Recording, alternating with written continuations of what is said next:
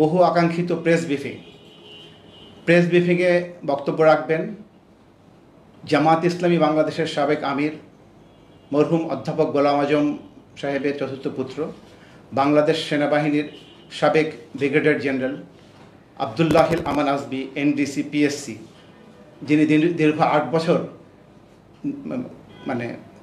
গুমের শিকার ছিলেন।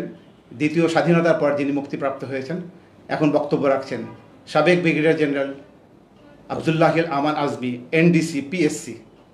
আমি তার বক্তব্য শুরু করার জন্য অনুরোধ করছি।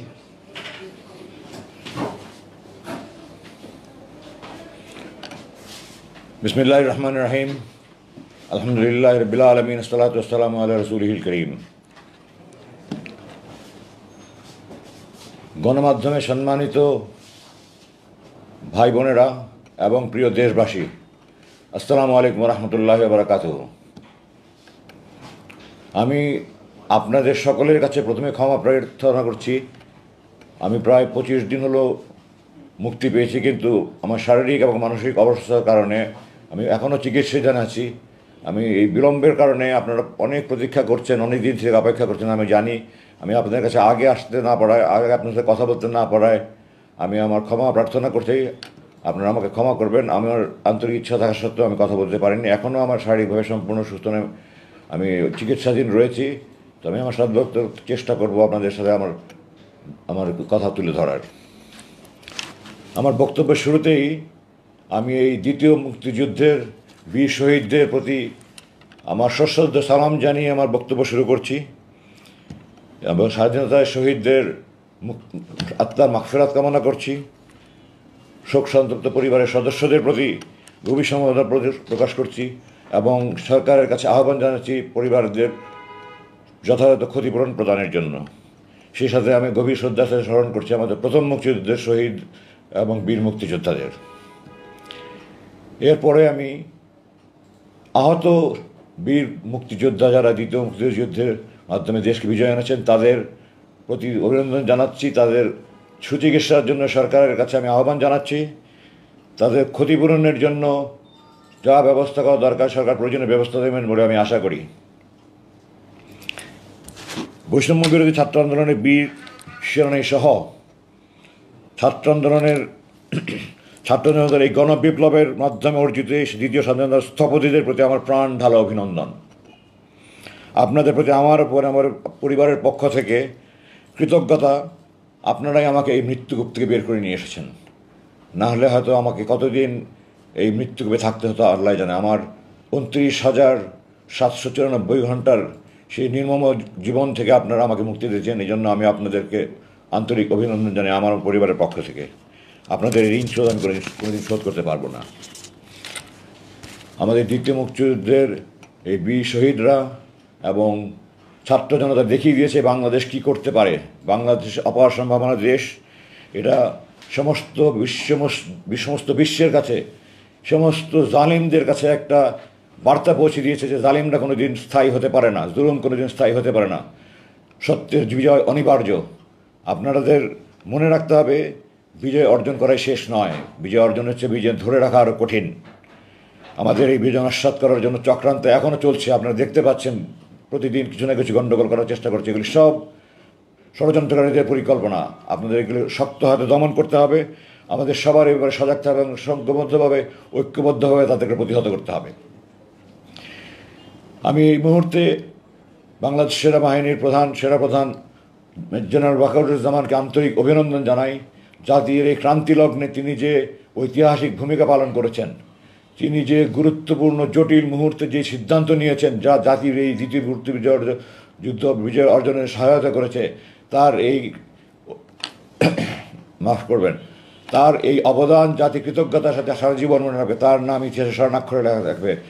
Congratulations General Wakeruzzaman, I am proud of you. তুমি আমার ছাত্র ছিলে, I am proud of you. আমি এই প্রসঙ্গে একথাও জাতিকে স্মরণ করে দিতে চাই, বাংলাদেশ সেনাবাহিনী একটা দেশপ্রেমিক সেনাবাহিনী। কিছু অসাধু অফিসার হয়তো কোনো অপকর্ম করে থাকতে পারবে, কিন্তু আপনারা মনে রাখবেন এই সেনাবাহিনী এই দেশের স্বাধীনতা অর্জনের গুরুত্বপূর্ণ ভূমিকা রেখেছে। এই দেশের সেনাবাহিনী, এই দেশের জনগণের সেনাবাহিনী এই দেশের ঐক্যের প্রতীক, স্বাধীনতার প্রতীক। এই সেনাবাহিনী এই দেশের জনগণের সেনাবাহিনী।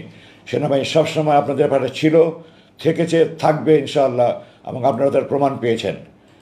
আমি সেনাবাহিনীর সদস্যদেরকে এই সাথে অভিনন্দন জানাচ্ছি। কারণ ওইখানে ওরা একবার ডিসকানেক্ট হয়েছে। আচ্ছা, সো 1 মিনিটের মধ্যে আবার কানেক্ট হই আমরা, তারপরে তো আমি কি আবার পিছের থেকে আসবো না, যে পর্যন্ত পড়েছি থেকে যাবো? আবার মনে হয় শুরু থেকে শুরু করলে ভালো হয়। না না ভাই, 2000 মানুষ দেখতেছে লাইভে। আচ্ছা ওকে, আপনি পজ করে যেখান থেকে বলছেন এর পরে শুরু করেন, আমি জাস্ট ওর সাথে আগে আচ্ছা শিওর হয়ে নিই। আচ্ছা, শুরু করবো? আচ্ছা, আমি এবার শুরু করেন। অন্তর্বর্তীকালীন সরকারের প্রধান ডক্টর ইউনূস সহ সকল উপদেষ্টাদের প্রতি আন্তরিক অভিনন্দন জানাচ্ছি। আপনারা এই গণবিপ্লবের মাধ্যমে অর্জিত এই বিজয়কে আপনারা দেশকে 50 বছর এগিয়ে নিয়ে যাবেন বলে আমি দৃঢ়ভাবে বিশ্বাস করি। ডক্টর ইউনূসের মতো একজন যোগ্য ব্যক্তির নেতৃত্বে এই উপদেষ্টা পরিষদ দেশের সকল জঞ্জাল মুক্ত করবে। দেশের যত রকমের প্রতিষ্ঠানকে ধ্বংস করে দেওয়া হয়েছে সবগুলি প্রতিষ্ঠানকে আবার ঢেলে পুনর সাজিয়ে দেশকে একটা সমৃদ্ধশালী রাষ্ট্র হিসেবে গড়ে তোলার জন্য ওনারা সর্বাত্মক চেষ্টা করবেন বলে আমি বিশ্বাস করি। আপনার যা তা কিছু অন্যায় অবিচার, জুলুম অবিচার হয়েছে, যত গুম খুন, অর্থ পাচার সহ যত রকমের যত অবিচার, অন্যাচার, জুলুম, নির্যাতনের সব কিছুর আপনারা তদন্ত করবেন। দোষী ব্যক্তিদেরকে চিহ্নিত করে তাদের দৃষ্টান্তমূলক শাস্তির ব্যবস্থা করবেন এবং দেশকে একটা সুন্দর সঠিক পথ দেখিয়ে আপনারা দেশকে গণতান্ত্রিক সরকারের হাতে হস্তান্তর করে আপনার দায়িত্ব যথাযথ পালন করবেন আমি দৃঢ়ভাবে বিশ্বাস করি, আশা করি এবং দোয়া করি। আমি জনগণের প্রতি, সমস্ত রাজনৈতিক দলের প্রতি আহ্বান জানাচ্ছি, আপনারা আপনাদের সর্বাত্মক সহযোগিতা অব্যাহত রাখবেন এই বিপ্লবী সরকারের প্রতি, এবং রাজনৈতিক দলের প্রতি আমার বিশেষ অনুরোধ থাকবে আপনারা ওনাদেরকে নির্বাচন নিয়ে কোনো রকমের কোনো চাপ দেবেন না, আপনারা কোনো রকমের সময় বেঁধে দেবেন না। ওনারা, আমি দৃঢ়ভাবে বিশ্বাস করি ওনারা যথাযথভাবে কাজ করে যত দ্রুত সম্ভব ওনারা গণতান্ত্রিক প্রক্রিয়া চালু করবেন। এই জন্য আপনারা দয়া করে কোনো রকমের কোনো মানসিক চাপ বা কোনো রকমের কোনো বক্তব্য ওনাদেরকে দিয়ে ওনাদেরকে বিব্রত করার চেষ্টা করবেন না। ওনাদেরকে ওনাদের টাইম ফ্রেমে, সেটা কতদিন আমি জানি না, আল্লাহ জানে, ওনারা জানেন, দেশবাসী আপনাদের সহায়তা ওনার কাজ করতে পারবেন আমি দৃঢ় বিশ্বাস করি। এই পর্যায়ে আমি একটা আহ্বান জানাতে চাই এই বিপ্লবী সরকারের প্রতি, যে প্রথম মুক্তিযুদ্ধে যারা যুদ্ধ করেছিলেন তারা প্রথমত ছিলেন বাংলাদেশ সেনাবাহিনী, নৌবাহিনী, সেনা, বিমান বাহিনী, 3 বাহিনীর সেই সশস্ত্র সুপ্রশিক্ষিত সেনাবাহিনী প্রথম শুরু করেছে। তারপরে আপামর জনসাধারণ মুক্তিযুদ্ধে প্রশিক্ষণ নিয়ে অস্ত্র নিয়ে যুদ্ধ করেছে। তাদের অবদান যেমন কোনো দিন অস্বীকার করা যাবে না, সে একই সাথে আজকের তরুণ যুবক ছাত্র জনতা যেভাবে কোনো রকমের সামরিক প্রশিক্ষণ ছাড়া, কোনো রকমের অস্ত্র ছাড়া নিজের বুক ঝাঁপিয়ে পড়ে তারা যুদ্ধ করে দেশ স্বাধীন করেছে, এদের অবদান আরও অনেক বেশি বলে আমি মনে করি। এবং এই জন্য আমি জোর দাবি জানাই যে প্রথম মুক্তিযুদ্ধে যেমন শহীদ এবং বিভিন্ন বীরত্বপূর্ণ দায়িত্ব পালনের জন্য বীরশ্রেষ্ঠ, বীর উত্তম, বীর বিক্রম, বীর প্রতীক খেতাব দেওয়া হয়েছে, এই তৃতীয় মুক্তিযুদ্ধের শহীদদের প্রতি আবু সাহিদ সহ শহীদ এবং অন্যান্য যারা আহত হয়েছে, যার গুরুত্বপূর্ণ ভূমিকা পালন, তাদেরকেও যথাযথভাবে এই সাহসিকতাপূর্ণ খেতাব, বিশিষ্ট, বীরোত্তম, বীর বিক্রম, বীর প্রতীক যথাযথভাবে সরকার একটা কমিটি করে যাকে যে যেটা প্রাপ্য সেই খেতাব দেওয়ার জন্য আমি দৃঢ়ভাবে আহ্বান জানাচ্ছি। আমি আমার মূল বক্তব্যে যাওয়ার আগে আরও 2 একটা বলতে চাই। প্রথম হলো, আমি আমার 57 জন শহীদ বিডিআর নির্মম হত্যাকাণ্ডে 57 জন শহীদ বীর ভাইয়ের রক্তের বদলা চাই। কোরআনে আছে খুনের বদলা খুন। আমার এই 57 জন আমার কলিজার টুকরা ভাই, বাংলাদেশ সেনাবাহিনী কেন, কোনো সেনাবাহিনীতে general Shakil, general colonel Gulzar, colonel Kuddutullah Rahman Shafiq, colonel এমদাদের মতো অফিসার তৈরি হওয়া খুব কঠিন ব্যাপার। এই সমস্ত অফিসারকে যারা খুন করেছে, যারা খুনের পরিকল্পনা করেছে, যারা উপদেশ দিয়েছে, পরামর্শ দিয়েছে, বাস্তবায়ন করেছে, এদের সবার বিরুদ্ধে দৃষ্টান্তমূলক শাস্তির ব্যবস্থা গ্রহণ করা হোক। যা মৃত্যুদণ্ড হোক, যে দণ্ড হোক, আমি খুনের বদলা খুন চাই। যারা খুনের দোষর সবার তদন্ত, প্রকৃত তদন্ত করে অপরাধ বের করে বিচার কাজ পূর্ণভাবে সম্পূর্ণ করতে হবে। এটার জন্য আমি সরকারের প্রতি আহ্বান জানাই এবং এর সাথে এও জানাই যে সেই পূর্ববর্তী সরকারের সময় যেই তদন্ত কমিটি হয়েছে তার পূর্ণাঙ্গ রিপোর্ট প্রকাশ করা হোক, এবং যারা তদন্ত করেছেন তারা যদি দায়সারাভাবে এই অপরাধীদেরকে দায়মুক্ত করার জন্য করে থাকে, তাহলে তাদেরকেও এই বিচারের আওতাভুক্ত করা হোক। আমি মনে করি যে যারা অপরাধী এবং যারা অপরাধ মুক্ত করার, দায়মুক্ত করার জন্য দায়ী তারাও সমভাবে অপরাধী, সুতরাং সবাইকে আওতাভুক্ত করতে হবে। আমি আমার বক্তব্য যাওয়ার আগে আরেকটা আবেদন রাখতে চাই। বাংলাদেশ সেনাবাহিনীর শত শত অফিসার এই গত সরকারের নির্মম জুলুমের শিকার হয়েছে, তারা বরখাস্ত হয়েছে, অকালীন অবসর হয়েছে, তাদেরকে বিভিন্ন রকমের হয়রানিমূলক ব্যবস্থা আছে। এগুলি প্রত্যেকটার তদন্ত করা হোক এবং প্রত্যেকটা দোষী ব্যক্তিদের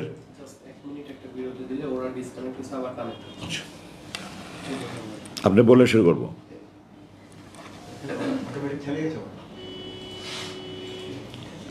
ঠিক আছে, আমার বক্তব্য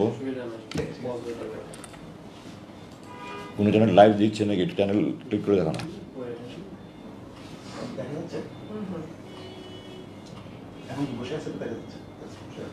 না না, টিভিতে কোনো চ্যানেল লাইভ দেখাচ্ছে না, চ্যানেল ক্লিক করে দেখো।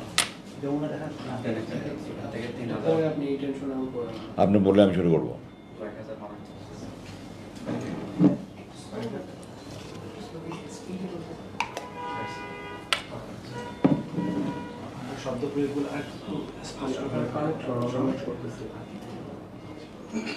আমি 8 বছর কথা বলি না, আমার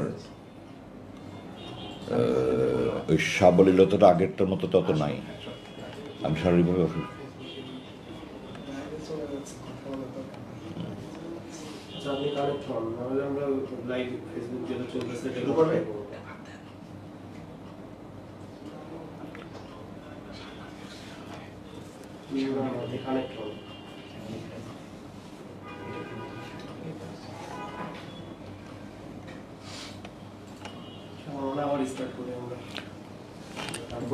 ডিসকানেক্ট হওয়ার জন্য আমাকে একটু বিরতি দিতে হয়েছে, আমি আবার শুরু করছি।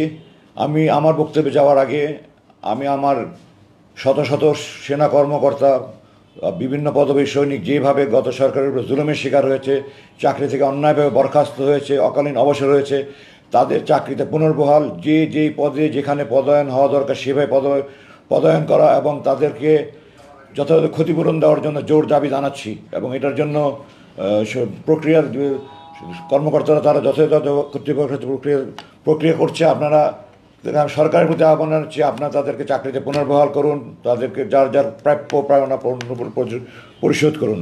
এবং সেই সাথে শুধু সামরিক বাহিনী কর্মকর্তা না, সামরিক বেসামরিক সকল অঙ্গনে যারা যেরকম যত জুলুম অভিযান অন্যায় সবগুলোর আপনার প্রতিকার করবেন আমি বলে বিশ্বাস করি। এবারে আমি আমার প্রসঙ্গ শুরু করছি। ভূমিকাটা হয়তো একটু বড় হয়ে গেল, আপনারা ক্ষমা করবেন। আমার বাবা 2012 সালের 12ই জানুয়ারিতে এক প্রহসনের ট্রাইব্যুনাল তাকে গ্রেফতারের আদেশ দেয় এবং উনি প্রায় 3.5 বছর চিকিৎসাধীন অবস্থায় থেকে জালেমের কারাগারে থেকে উনি সুচিকিৎসার অভাবে উনি আস্তে আস্তে 23শে অক্টোবর 2000, আমি 8 বছর থাকায় আমার বছরগুলি এদিক সেদিক হয়েছে, ক্ষমা করবেন, 2013 সালের 23শে অক্টোবর উনি ইন্তেকাল করেন। এই দিনগুলো আমার পরিবারের জন্য অত্যন্ত দুর্বিষহ ছিল। একজন 90 বছরের ঊর্ধ্বে মানুষ কি অসহায়ের মতো ছোট কামরায় বন্দিশালায় দিন কাটিয়েছেন আমাদের জন্য, আমরা বলতে আমি চোখের পানি আটকে রাখতে পারি না। আমার মার যে কী কষ্টের দিন ছিল, আমি আমার মার পাশে সেই দিনগুলো থেকেছি। এবং এরপরে আমার বাবা 23 অক্টোবর ইন্তেকাল করার পরে আমি আমার সমস্ত কর্মকাণ্ড বন্ধ করে সারাক্ষণ আমার মায়ের পাশে থাকতাম। আমার মা শয্যাশায়ী ছিলেন, প্রায় উনি অসুস্থ হয়ে যেতেন, আমি লোকমা খাওয়াতাম, আমার মায়ের হাত পা টিপে দিতাম, প্রেশার মেপে দিতাম, ওষুধ খাওয়াতাম, সারা রাত ঘুমাতেন না, ওনার মায়ের পাশে থেকে হাত বুলি বলে মাপে ঘুম পাড়ে দিতাম। আমি সেই মাকে নিয়ে 22শে আগস্ট 2016 সালে রাতের ভাত খাচ্ছিলাম। আপনারা ক্ষমা করবেন, আমার মা নিয়ে কথা বলতে গেলে আমি আবেগ থামাতে পারি না। আমার মা ছিলেন আমার জীবনের শ্রেষ্ঠ বন্ধু।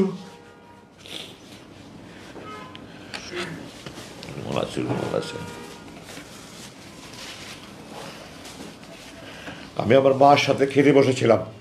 এই সময় সরকারের গুন্ডা বাহিনী, আমি গুন্ডা বাহিনী এই জন্যই বলছি যে আইন প্রয়োগকারী সংস্থার লোক ওয়ারেন্ট ছাড়া, মামলা ছাড়া, ওয়ারেন্ট ছাড়া উঠিয়ে নিয়ে যাওয়া মানেই গুন্ডারদের কাজ। সুতরাং যেই করুক না কেন সে গুন্ডা, এবং এটা করেছে সরকারের যেই বাহিনী হোক, সরকারি গুন্ডা বাহিনী। সরকারের গুন্ডা বাহিনী আমার বাসায় আসে, এবং তাদের মধ্যে যাকে আমার একজন অফিসার বলে মনে হয়েছে, আমি 30 বছর একটা বাহিনীতে চাকরি করেছি, আমি পোশাক দেখলে বলতে পারি কে অফিসার, কে নিম্ন পদবীর কর্মকর্তা। তো যাকে আমার অফিসার বলে মনে হয়েছে, সে আমার সাথে অত্যন্ত দুর্ব্যবহার করেছে, আমাকে তুই করে কথা বলেছে, আমার সাথে চরম দুর্ব্যবহার করেছে। আমি তাদেরকে জানতে চেয়েছি আপনারা কারা, আপনাদের পরিচয় কী, আপনাদের পরিচয়পত্র দেখান। তারা আমার কথার জবাব দেয়নি। আমি বলেছি আপনার আইন প্রয়োগের সংস্থা নাকি, আপনাদের আইন প্রয়োগের সংস্থা, আপনারা পরিচয়পত্র দেখান। কোনো জবাব দেয়নি। আমি জিজ্ঞাসা করেছি আমার বিরুদ্ধে কোনো মামলা আছে, কোনো ওয়ারেন্ট আছে? মামলা ওয়ারেন্ট ছাড়া আমাকে আপনারা গ্রেফতার করতে পারেন না, আপনারা আমাকে উঠিয়ে নিয়ে যেতে পারেন না, আপনাদের পরিচয়। তারা আবার কোনো কথার জবাব না দিয়ে খালি বলছে হাত দেন, হাত দেন, হাত দেন, হাত দেন, হাত করা হাতে নিয়ে বসে আছে, হাত দেন, হাত দেন, হাত দেন। এবং এই পর্যায়ে দ্যাট অফিসার একটা অসভ্য, তার পারিবারিক কোনো শিক্ষা আছে বলে আমি মনে করি না। কোনো ভদ্রলোকের মানুষ এরকম করতে পারে না। আমার মতো একজন ব্রিগেডিয়ার জেনারেলকে সে তুই তাকারি করে কথা বলেছে। সে মানে খালি আমার গায়ে হাত তুলে নিয়ে বাকি এমন দুর্ব্যবহার করেছে, এবং শেষ পর্যন্ত আমি আমার সম্মান বাঁচানোর জন্য আমি হাত উঠিয়ে দিচ্ছি, না হলে তারা আমার গায়ে হাত উঠিয়ে দিত। আমি হাত দিয়েছি, হাত বেঁধেছে, আমার চোখ বেঁধেছে, চোখ বেঁধে আমাকে নিচে গাড়িতে গিয়ে উঠিয়েছে, মাইক্রোবাসে নিয়ে উঠিয়েছে। এবং তখন পর্যন্ত আমি বলছি বারবার যে আমি সাবেক ব্রিগেডিয়ার জেনারেল, আমার জানার অধিকার আছে আপনারা কারা কারা নিচ্ছেন। তখন আমাকে তুই তাকারি করে কথা বলেছে, তোর সেনাবাহিনী, তোর এটা সেটা, এইভাবে কথা বলেছে আমাকে। তারপরে গাড়িতে নিয়ে আমাকে মুখোশ পরিয়েছে। তারপরে তারা আমাকে বাড়ি থেকে নিয়ে গেল। এখন আমি ফিরে এসে আরও যা জানতে পারছি সেটা হলো তারা আমার স্ত্রীর সাথে চরম দুর্ব্যবহার করেছে, তাকেও তারা উঠিয়ে নিয়ে যেতে চেয়েছিল এবং তার সাথে চরম দুর্ব্যবহার করেছে। তাকে এক পর্যায়ে গায়ে হাত দেওয়ার মতো অবস্থা হয়েছিল। সে আমার মার হাত জোরে ধরে বলেছে আমি একা যাবো না, নিতে হলে আমার মাকেও নিতে হবে। তারপরে তারা আমার মাকে তাকে আর কিছু বলেনি, কিন্তু আমার বাসার যুবতী কাজের মেয়ে তার গায়ে হাত উঠিয়েছে। আমার বাসার যে দেখাশোনা করে আমাদের ম্যানেজার, তাকে মাটিতে ফেলে তার বুকের উপরে লাফিয়েছে। বাসার যত সিকিউরিটি গার্ড ছিল, দারোয়ান ছিল, যত কর্ম ছিল, তাদেরকে নির্মমভাবে তারা নির্যাতন করেছে। আমার বাসা তছনছ করে তারা আলমারি বাক্স সব কিছু তারা ভেঙে চুড়ে, তারা মোবাইল, কম্পিউটার আর যা ইচ্ছা তারা নিয়ে গিয়েছে। আলমারি, স্টিল আলমারিগুলো তারা ভেঙে ফেলেছে। এবং আমাদের বাসার রাস্তাটা একটা 200 গজের গলির সামনে বন্ধ। মহল্লা কমিটি তারা সিসিটিভি দিয়ে আমাদের পুরো এলাকাটা কাভার করা আছে। তারা সিসি ক্যামেরাগুলি সব ভেঙেছে, যেখানে রেকর্ডার আছে সেই বাসায় গিয়ে দরজা ভেঙে তারা রেকর্ডার নিয়ে গিয়েছে এবং সমস্ত এলাকার একটা ত্রাসের সৃষ্টি করে তারা আমাকে নিয়ে চলে গেল। প্রায় আমার চোখ বাঁধা, মুখ বাঁধা, মুখে মুখোশ পরা, আমার তো জানার কোনো উপায় নেই আমাকে কোথায় নিয়ে যাচ্ছে। ডানে বামে করে প্রায় ঘন্টা দেড়েক ড্রাইভ করে আমাকে একটা রুমে নিয়ে গেল। রুমে নিয়ে গিয়ে আমাকে তারা চোখ হাত খুলে দিল এবং আমাকে একটা পায়জামা দিল, একটা লুঙ্গি দিল, বলে আপনার কাপড় পাল্টে দেন। তো আমি কাপড় পাল্টিয়ে ওগুলো দিয়ে দিই। আমার প্যান্ট শার্ট পরানো ছিল, ওগুলো দিয়ে দিলাম। আমাকে আমার পরনে একটা স্যান্ডেল ছিল যেটা আমার বাবা পরতেন, আমার বাবার স্মৃতিস্বরূপ আমি স্যান্ডেলটা পরতাম। তারা আমাকে একজন স্যান্ডেল দিল, আমার স্যান্ডেলটা নিয়ে যেতে গেলে আমি স্যান্ডেল নিতে দিই না। আমি বলেছি না, এটা আমার বাবার স্মৃতি, আমি এটা দেবো না। তারা অনেক জোরাজোরি করেছে, আমি বলছি না আপনারা দেবো না, আপনারা যা করতে পারেন, আমি আমার স্যান্ডেল দেবো না, এটা আমার বাবার স্মৃতি। তো শেষ পর্যন্ত তারা আমাকে স্যান্ডেল রাখতে দিয়েছে। তারপর আমাকে খাবার দিয়েছে তারা, এক প্যাকেট বিরিয়ানি। তখন কি বিরিয়ানি খাওয়ার মতো কোনো মানুষ সাথে থাকে? আমি খাবারের তো খেতে খাইনি তখন পর্যন্ত, আর বিরিয়ানি তো কেন, আমি তো তখন মৃত্যুর আশঙ্কা করছি। আমি গাড়িতে তাদের জিজ্ঞাসা করেছিলাম আপনারা কি আমাকে ক্রস ফায়ারের জন্য নিয়ে যাচ্ছেন? তো আমার পাশে থেকে একজন বললো না, আমাদের উপরস্থ কর্তৃপক্ষ আপনাদের কথা বলবে, কথা বলা শেষ হলে আপনাকে দিয়ে যাবো আমরা। রাতে আমাকে দিয়ে গেল। আমি নামাজ আসায় আগে পড়েছিলাম। ভোর রাতের দিকে আমি টয়লেটে গিয়ে তাহাজ্জুদ অজু করে সে তাহাজ্জুদ নামাজ পড়লাম, ফজর নামাজ পড়লাম। আমার রুম থেকে আমাকে টয়লেটে নিয়ে যাওয়ার পথে প্রায় 50 কদম যেতে হতো। আমার 2 হাত বেঁধে, চোখ বেঁধে, তারপর মুখোশ পরিয়ে আমাকে নিয়ে যেত। টয়লেটের ভিতরে গিয়ে খুলে দিত। বাইরে দিয়ে তারা স্টিলের দরজা বন্ধ করে তালা মেরে রাখতো। আমার কাজ শেষ হলে আমি নক করলে তারা দরজা খুলে এসে আবার চোখ বেঁধে, হাত বেঁধে, মুখোশ পরিয়ে নিয়ে আসতো। রুমে এসে আমি তাহাজ্জুদ পড়লাম। তাহাজ্জুদ পড়ে আল্লাহর কাছে খুব কান্নাকাটি করলাম। আর সারা রাত তুমি এই আতঙ্কে আছে। একটা আপায়ের আওয়াজ শুনলে আমি মনে করছি এই বুঝে আমাকে ক্রস ফায়ার নিয়ে যাচ্ছে, এই বুঝে আমার ক্রস ফায়ার নিয়ে যাচ্ছে। তো আমাদের সে গুম মানেই তো ক্রস ফায়ার, এটাই একটা চিরাচরিত হয়ে আসছে। সারা রাত আমি তাহাজ্জুদে আল্লাহর কাছে চোখের পানি ফেলে কান্না করলাম, আল্লাহ এই নামাজ যদি আমার শেষ নামাজ হয়, আর জালেমরা যদি আজকে আমাকে, তোমার জালেমদের হাতে আমার মৃত্যু রেখে থাকো, তুমি আমাকে শহীদের মর্যাদা দিও, আর আমার লাশ যেন কুকুর বিড়াল না খায়। আল্লাহ আমার লাশটা অক্ষত অবস্থা আমার মা স্ত্রী সন্তানদের কাছে পৌঁছে দিও। আমি তাহাজ্জুদের ফজরের নামাজ পড়ে দোয়া পড়ে বিছানায় শুনলাম, চোখে তো ঘুম আসে না।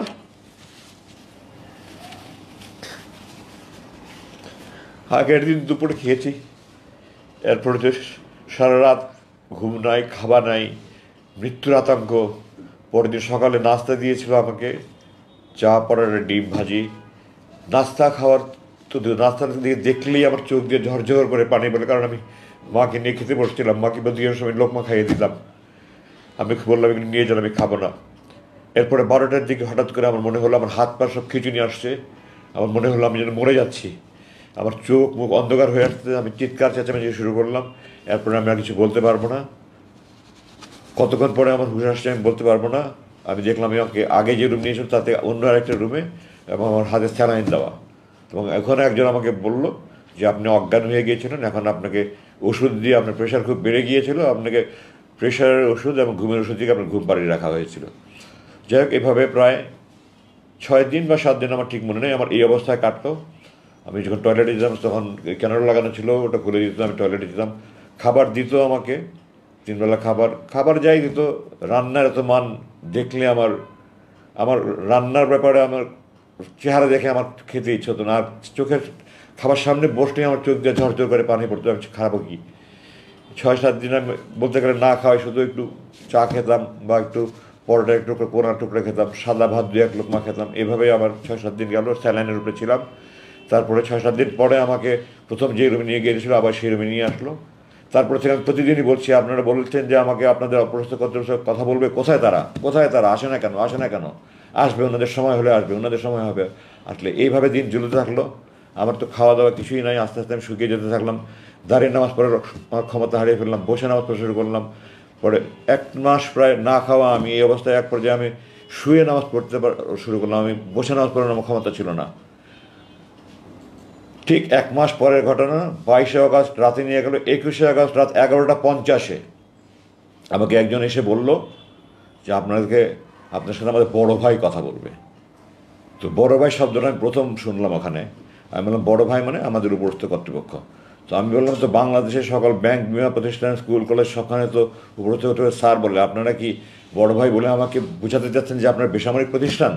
আমি 30 বছর একটা বাহিনীতে কাজ করেছি, এই ধরনের কাজ কি কোনো বেসামরিক প্রতিষ্ঠান করে? আপনারা আমাকে কি গর্ধব পেয়েছেন? যাই হোক, আমার রুম বন্ধ করে অন্ধকার করে দিল। অন্ধকার করে দিয়ে টর্চ লাইট নিয়ে একজন আসলেন। আমি তো তার চেহারা কিছু দেখার সুযোগ নেই, রুম অন্ধকার। আমার মাথার পিছনে উনি একটা চেয়ার নিয়ে বসলেন, বসে আমাকে বললেন খুব সংক্ষিপ্ত কথা, একটা অঘটন ঘটনের আশঙ্কায় আপনাকে আটক করা হয়েছিল, সে আশঙ্কাটা কেটে গেছে, আপনাকে এখন মুক্তি দেওয়ার সিদ্ধান্ত হয়েছে। আমি বলছি 21শে সেপ্টেম্বর রাত 11টা 50 কথা। আপনাকে এখন মুক্তির সিদ্ধান্ত নেওয়া হয়েছে। তো আমি বললাম আমাকে মুক্তির জন্য কি আমি দিন গুনবো না ঘন্টা গুনবো? তো উনি বললেন যে আপনি একজন সেনাবাহিনীর সাবেক জেনারেল, আপনি জানেন আপনার সিদ্ধান্ত তো সর্বোচ্চ পর্যায় থেকে আসবে, আমার মতো ব্যক্তির পক্ষে এটা সিদ্ধান্ত দেওয়া সম্ভব না। এই কথা বলে উনি চলে গেলেন। এরপর থেকে আমি দিন গুনছি, কেউ মুক্তির কথা বলে না, কিছুই বলে না। প্রতিদিন দোয়া করি, নামাজ পড়ি, দোয়া করি, চোখের পানি ফেলে কান্নাকাটি করি, কোনো কথা নেই। 19শে সেপ্টেম্বর মানে আরও প্রায় মাসখানেক পরে 19শে অক্টোবর প্রথম কয়েকজন অফিসার আসলো। আমাকে তখন আমার রুম থেকে চোখ বেঁধে, হাত বেঁধে, মুখে পরিয়ে ওখানে একটা রুমে নিয়ে গেলো। এটা তাদের ইন্টারোগেশন রুম, মানে কয়েকটা রুম আছে তাদের ইন্টারোগেশন রুম। এবং ওখানে অন্যান্য বন্দীদেরকে তারা অনেক নির্যাতন করে। আল্লাহর রহমত যে আমাকে তারা আমাকে শারীরিক নির্যাতন করেনি। তো আমাকে তারা আমার নামটা অনেক কিছু জিজ্ঞাসা করলো। তারপরে আমার সাথে বিভিন্ন অফিসারের পরিচয় ছিল, তাদের সাথে আপনার কী পরিচয়, অমুকের সাথে আপনার কী পরিচয়, অমুকের সাথে আপনার কী পরিচয়, কীভাবে চিনেন। তো স্বাভাবিকভাবেই এই সরকারে যারা জুলুম নির্যাতনের শিকার হয়েছে তারাই আমার সাথে বেশি যোগাযোগ করেছে, কারণ আমি একজন জুলুম নির্যাতনের শিকার। তো আপনার সাথে তো সব সরকার বিরোধী লোকের সাথে যোগাযোগ দেখা যায়, আমাকে তারা বলছে। তো আমি বললাম যে আমরা সেনাবাহিনীতে কে সরকারকে বেসরকারি আমরা এটা কখনো দেখি না। সেনাবাহিনীতে কোনো দল নাই, সেনাবাহিনীর সবাই আমরা ভাই, আমরা সবাইকে ভাইয়ের মতো মনে করি, আমরা সেইভাবে যোগাযোগ করি। কে কী দল করে আমরা সেনাবাহিনীদের দেখি না। সুতরাং আপনারা যেটা বলছেন এটা আপনাদের কল্পনাপ্রসূত। আমার সাথে এই ধরনের কারণ এই ধরনের বিরোধী করার বড় জন্য এগুলি হিসাব করে আমরা যোগাযোগ করি না। আমি অমুকের সাথে অমুক জায়গায় চাকরি করেছি, অমুক সাথে অমুক জায়গায় চাকরি করেছি, আমি এই সমস্ত বিবরণ দিলাম। 19 তারিখে কিছুক্ষণ জিজ্ঞাসাবাদ করে তারা চলে গেল। আবার 3 দিন পরে 22শে অক্টোবর আবার তারা আসলো, আবার একই ধরনের প্রশ্ন। এটা একটা আপনার ইন্টারোগেশনের একটা পদ্ধতি, একই প্রশ্ন বারবার করা, যেন কোনো যদি আমার বক্তব্যে বেশ কম হয় তাহলে তারা বুঝতে পারে মিথ্যার আশ্রয় নিচ্ছে, তখন ওটা নিয়ে তারা আমাকে বারবার জিজ্ঞাসা করবে। তো সত্য বললে তো আর বারবার জিজ্ঞাসা করলে, 100 বার জিজ্ঞাসা করলেও কোনো সমস্যা নাই। ইংরেজিতে বলে যে the most difficult part of telling a lie is that you have to remember what you said the first time. প্রথমে যেটা বলেছিল যদি মনে রাখতে না পারি তাহলে আমি দ্বিতীয়বার উল্টাপাল্টা বললে মিথ্যা হতে হবে। তো আমি যদি মিথ্যা না বলি তো আমার তো এটা মনে রাখার কোনো দরকার নেই। তো আমি দ্বিতীয়বার আমি যা জিজ্ঞাসা করলো একই কথা মনে রেখে একই প্রশ্ন করলো। এরপরে দীর্ঘদিন পর জিজ্ঞাসা করেন, আমি তাদের বললাম আপনারা কতদিন আমাকে এভাবে আটকে রাখবেন, বলে আপনারা থাকেন আর আরও কিছু জিজ্ঞাসাবাদ করবো। 7ই ডিসেম্বর আমাকে তৃতীয়বার তারা জিজ্ঞাসাবাদ করলো, আগের প্রশ্নগুলি, কিন্তু এই প্রশ্ন এবার কিছু ব্যতিক্রম ধর্মীয় প্রশ্ন ছিল। এখানে তারা আমাকে হঠাৎ করে বলল, আপনি ভারতের বিরুদ্ধে ফেসবুকে এত সোচ্চার কেন? আমি এখন একটু পিছনে দিয়ে ফিরে যেতে চাই। আমি আমার শরীরের প্রতিটা অনুপরমাণু, শিরা উপসারের লঙ্কুর রক্তবিন্দু, সমস্ত অস্থিমজ্জা, খাঁটি দেশপ্রেমিক আপাদমস্ত আমি সৈনিক, আমি দেশের জন্য জীবন দেওয়ার জন্য শপথ নিয়েছিলাম, আমি যোগদান করেছি, আমি এখনও প্রস্তুত দেশের জন্য জীবন দেওয়ার জন্য। তো আমি বলেছি যে আমাকে যে খুব বেশ ভারতের বিরুদ্ধে ফেসবুক এত সোচ্চার কেন? তো আমি বললাম ভারতের বিরুদ্ধে ফেসবুকে সোচ্চার হওয়া যদি বেআইনি হয় তাহলে আপনারা আমাকে আটকে রেখেছেন কেন, বিচার বহির্ভূত হবে, আমাকে সে আইনে মামলা দিচ্ছেন না কেন? আর আমি স্বাধীনতা যুদ্ধের পর থেকে, আমি 2016 সালে 7ই ডিসেম্বরের কথা বলছি, তখন স্বাধীনতার 45 বছর প্রায়।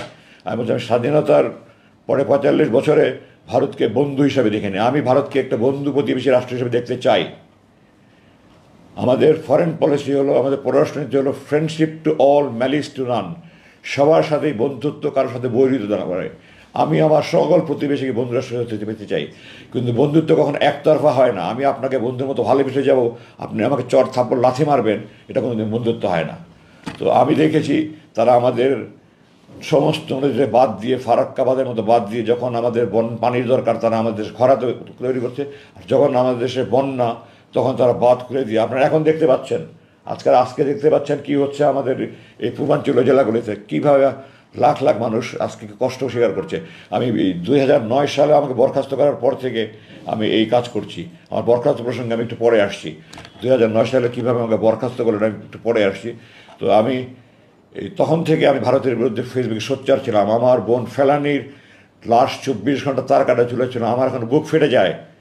2 দিন পর পরে আমার ভাই বোনদেরকে বর্ডারে গুলি করে মারছে, কোনো প্রতিবাদ নাই, কোনো প্রতিবাদ নাই। তারা আমাদের চারিদিকে তার কাটা বাড়া দিয়ে রেখেছে, ওয়াচ টাওয়ার বানিয়ে রেখে তারা আমাদের বাণিজ্যিক বৈষম্য তৈরি করে রেখেছে। এগুলোর কোনো প্রতিবাদ নাই, কেউ কিছু বলে না। আমি আমার প্রতিজ্ঞা ছিল, আমার পণ ছিল, আমার জেহাদ ছিল, আমি আমার দেশের পক্ষে আমার জীবন যে আমি যা কিছু বলে যাব। আমার ক্ষুদ্র প্রচেষ্টা আমি ফেসবুকে লেখালেখি করছি, এগুলো নিয়ে আমার বিরুদ্ধে তারা খুব ক্ষুব্ধ। আমি বিস্মিত যে বাংলাদেশের কোনো একটা বাহিনী, যে কোনো বাহিনী হোক, তারা ভারতের বিরুদ্ধে আমি যদি ক্ষোভ প্রকাশ করে থাকি, তাদের এত ক্ষুব্ধ হওয়ার কী আছে? তারা কি ভারতপ্রেমী? তাহলে ভারতপ্রেমী না হলে তাদের কেন এত ক্ষোভ হবে? আমি আশ্চর্য হই না যে বিগত সরকার যাদেরকে ব্যবহার করেছে, সেই স্বার্থান্বেষী সেই মহল, তারাও সরকারের দ্বারা প্রভাবিত, তারাও ভারতপ্রেমী ছিল, নাহলে তারা আমার বিরুদ্ধে ক্ষুব্ধ প্রতিক্রিয়া ব্যক্ত করতো না। আমি এই প্রসঙ্গে আরেকটু পূর্বে ফিরে যেতে চাই। আমরা যেমন ভারতকে বন্ধু মনে করলে হবে না, আমাদের ইতিহাস জানতে হবে। আমরা যদি ইতিহাস না জানি তাহলে আমরা ভুল করব। আমরা বারবার ভুল করেছি, আমরা এখন আর ভুল করতে চাই না। 1905 সালে এই ব্রিটিশ সরকার আমাদের এই বঙ্গভঙ্গ করেছিল পূর্ব বাংলা মুসলমানদের উন্নতির জন্য। এই ভারত এটার বিরুদ্ধে আন্দোলন করে, বঙ্গভঙ্গ রদ মানে বাতিল আন্দোলন করে, 6 বছর পর্যন্ত বাতিল আন্দোলন করে এটাকে বাতিল করে আমাদের 2 বাংলা এক করেছে। তারা আমাদের মুসলমানদের উন্নতি চায়নি।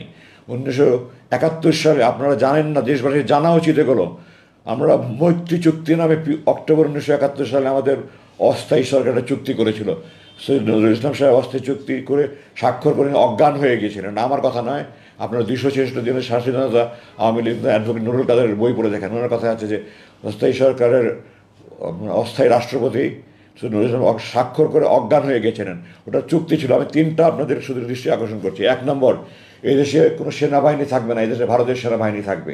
2, এদেশের প্রশাসনে যারা মুক্তিযুদ্ধে যোগদান করেছে তারা বাদে বাকি সবাইকে অপসারণ করতে হবে। ভারতের প্রশাসনের লোক এই দেশের প্রশাসন চালাবে। এই দেশের প্রশাসনের শতকরা একজন লোকও মুক্তিযুদ্ধে যোগদান করেনি, আপামর ছাত্ররা যোগদান করেছে। তার মানে এই দেশের প্রশাসন তাদের হাতে তুলে যাবে। তৃতীয়ত, এই দেশের পররাষ্ট্র মন্ত্রণালয় এবং প্রতিরক্ষা মন্ত্রণালয় ভারতের নিয়ন্ত্রণে থাকবে। আমি দেশবাসীর কাছে জানতে চাই, আপনারা বলেন এটা কি স্বাধীনতার চুক্তি, মৈত্রী চুক্তি না গোলামের চুক্তি? এই চুক্তি যারা করেছে তারা মীর জাফরের বংশধর, তারা এই দেশকে বিক্রি করে দিচ্ছিল। আল্লাহ আমাদেরকে রক্ষা করেছেন। আমি এগুলির বিরুদ্ধে সবসময় সোচ্চার ছিলাম। সেনাবাহিনীর চাকরি করা অবস্থায় আমি এগুলি বলতে পারিনি। 2009 সাল থেকে আমি বলেছি, এটাই ছিল আমার অপরাধ, এটা আমার বড় অপরাধ ছিল। আর অপরাধ, আমি অধ্যাপক গোলাম আজমের ছেলে, এই কারণে তারা আমাকে নিয়ে বন্দি করে রেখেছে। এবং এই 29,794 ঘন্টার কাহিনী, 29,794 দিন বলে শেষ করা যাবে না। সেই নির্মম কারাগারে আল্লাহ আমাকে চোখ দিয়েছেন আল্লাহর পৃথিবী দেখার জন্য। আমার এটা অধিকার, আমার সেই অধিকার কেড়ে নেওয়া আছে। আমি আল্লাহর আকাশ দেখিনি, বা সূর্য দেখিনি, চাঁদ দেখিনি, মেঘ দেখিনি, বৃষ্টি দেখিনি, রোদ দেখিনি, আমি আল্লাহর মাটি দেখিনি, গাছ দেখিনি। আমার রুমের দক্ষিণ দিকে দুটো ছোটো ভেন্টিলেটার ছিল, ওগুলো দিয়ে মাঝে মাঝে একটু আলো দেখা যেত। আমি মাঝে মাঝে ওই তাকিয়ে দেখতাম। তারা একটা সিসি ক্যামেরা দিয়ে খেয়াল করে ওটাও বন্ধ করে দিয়েছে। আমার বুক হাহাকার করতো, আমি আল্লাহর দুনিয়া দেখতে চাই। মাঝে মাঝে মনে হতো আমি বন্ধ করি তাহাজ্জুদ পড়ে, যে আল্লাহ যারা তোমার দুনিয়া দেখা আমার জন্য বন্ধ করে দিয়েছে, তুমি তাদের দৃষ্টিশক্তি বন্ধ করে দাও। কিন্তু আমি আল্লাহর কাছে বিচার দিয়েছি, আল্লাহ আমি বন্ধ করি না, তুমি আকামুল হাকিমিন, সর্বশ্রেষ্ঠ বিচারক আল্লাহ, তুমি তাদের ব্যবস্থা নিও। আমি দেশবাসীর কাছে বলতে চাই, আপনারা যদি মনে করেন আমি ভারতের বিরুদ্ধে প্রতিবাদ করে অন্যায় করেছি, এটা খারাপ কাজ করেছি, দেশ বিরুদ্ধে করেছি, আমাকে ফাঁসিয়ে দেন, আমি হাসতে হাসতে ফাঁসির মধ্যে যাবো, আমি দৃঢ়ভাবে বলছি। আর যদি আপনারা মনে করেন আমি দেশপ্রেমিক হিসেবে সঠিক কাজ করেছি, তাহলে যারা আমার উপরে জুলুম করছে তাদের বিরুদ্ধে আমি সরকারের কাছে বিচার চাই, আপনাদের কাছে বিচার চাই। আপনারা এদেরকে খুঁজে বের করুন, এদেরকে একটা একটা করে বিচার করে তাদের যদি যার যে প্রাপ্য শাস্তি তা সে শাস্তি প্রাপ্য দেবে, সরকারের কাছে আহ্বান জানাই। আপনারা আমাকে সহ যত রকমের যত গুম, খুন, ধর্ষণ, রাহাজানি, যত অন্যায় বিচার জুলুম হয়েছে, এই সবগুলির দোষী ব্যক্তিদের শাস্তি পূর্ণাঙ্গ বিচার করে মৃত্যুদণ্ড হোক, যে দণ্ড হোক, আপনার সেই দণ্ড প্রদান করেন। আমার ওখানে দিনগুলো কীভাবে কেটেছে এগুলো আমি মনে করে আমার বুক ফেটে যায়। আমি এগুলি ওই দুর্ধর্ষ ওই বিভীষিকাময় দিনগুলোর কথা মনে করতে চাই না। আমার চোখ 41,000 বারের মতো আমি হিসাব করেছি এই 8 বছরে, মোট 41,000 মতো আমার হাত করা পড়েছে। আমার হাতের এখানে শত শত দাগ হয়ে গেছে। আমার চোখের এখানে চোখ এত জোরে বাঁধতো, চোখের মনি মনে হয় ফেটে যাচ্ছে।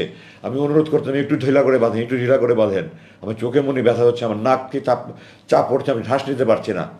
কোনো মায়া দয়াহীন ছিল না। আর কষ্ট লাগতো যে ছেলেগুলির রুমে আমাকে খাবার দিত বা আমাকে টয়লেটে নিয়ে যাওয়া আসা করতো, সেই ছেলেগুলি, আমি যখন 1981 সালে কমিশন হই, যে সৈনিক আমার বুট পালিশ করতো, তাদের নাতির বয়সে ছেলে, আমার বড় সন্তান থেকে 10-12 বছরের ছোট ছেলে, তারা আমাকে ধমকের সুরে, হুকুমের সুরে কথা বলতো। আমার সমস্ত শরীর আগুন জ্বলতে, কিছু করতে পারতাম না, প্রতিবাদ করতে পারতাম না।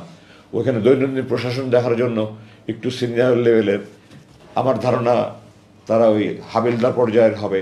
আমি তাদের কাছে বারবার অনুরোধ করেছি। 2-1 ছিল একটু সহানুভূতির ছিল, 2-1 ছিল, তারাও সুপারভাইজাররা আমার সাথে চরম দুর্ব্যবহার করেছে। এক পর্যায়ে এমন হলো যে একটা ছেলে বারবার দুর্ব্যবহার করছে, আমি তাকে বারবার পরিবর্তন করার কথা, তাকে পরিবর্তন করছে না। আমি সুপারভাইজারকে বললাম যে আপনারা যদি একে পরিবর্তন না করেন, তাহলে আমার খাবার সময় যদি তার ডিউটি থাকে, আমি খাদ্য বর্জন করবো। আমার সুপারভাইজার আমাকে হুমকি দিল, আপনি যদি খাদ্য বর্জন করেন তাহলে প্রতিবেলা খাবার সময় আমি তাকে ডিউটি দেবো।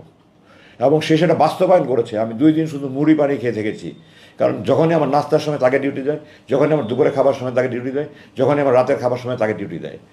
ডাক্তার কিছুদিন, এটা গত বছর শেষের দিকের কথা বলছি, আমার কথা একটু আগে পিছিয়ে হয়ে যাবে, কিছু ক্ষমা করবেন আমাকে। তো ডাক্তার গত জানুয়ারি মাসের 19-20 তারিখের দিকে আমার দেখতে আসলো। প্রথম দিকে প্রায় 1 মাস পর পর দেখতে আসতো, এরপরে বছরখানেক পর থেকে 2 মাস পর পর দেখতে আসতো, বছর 3 পর থেকে 3 মাস পর পর দেখতে আসতো, শেষ পর্যন্ত 3 মাস পর পরে দেখতে আসতো। তো গত জানুয়ারি মাসে ডাক্তার 19-20 তারিখে থেকে আমার দেখতে আসলেন, আমাকে বললেন আপনি কেমন আছেন। আমি বললাম ডাক্তার সাহেব, ডাক্তার সাহেব আপনাকে হাত জোর করে বলছি, আমার শারীরিক চিকিৎসা দরকার নেই, আপনি আমাকে মানসিক নির্যাতন থেকে রক্ষা করেন, আমি সহ্য করতে পারি না। এই যে যারা আমার বুট পালিশ করেছে, তাদের নাতির বয়সী ছেলেরা আমার সাথে যেই ব্যবহার করে, আমার বাবা মা, আমার বড় বোন, আমার কোনো বোন নেই, আমরা 6 ভাই, বড় 3 ভাই, আমার চাচা চাচি, মামা মামি, খালা খালি, খালু ফুফা ফুফু, মোট 35 জন। এই 35 জন মিলে সারা জীবনে আমার সাথে দুর্ব্যবহার করেনি।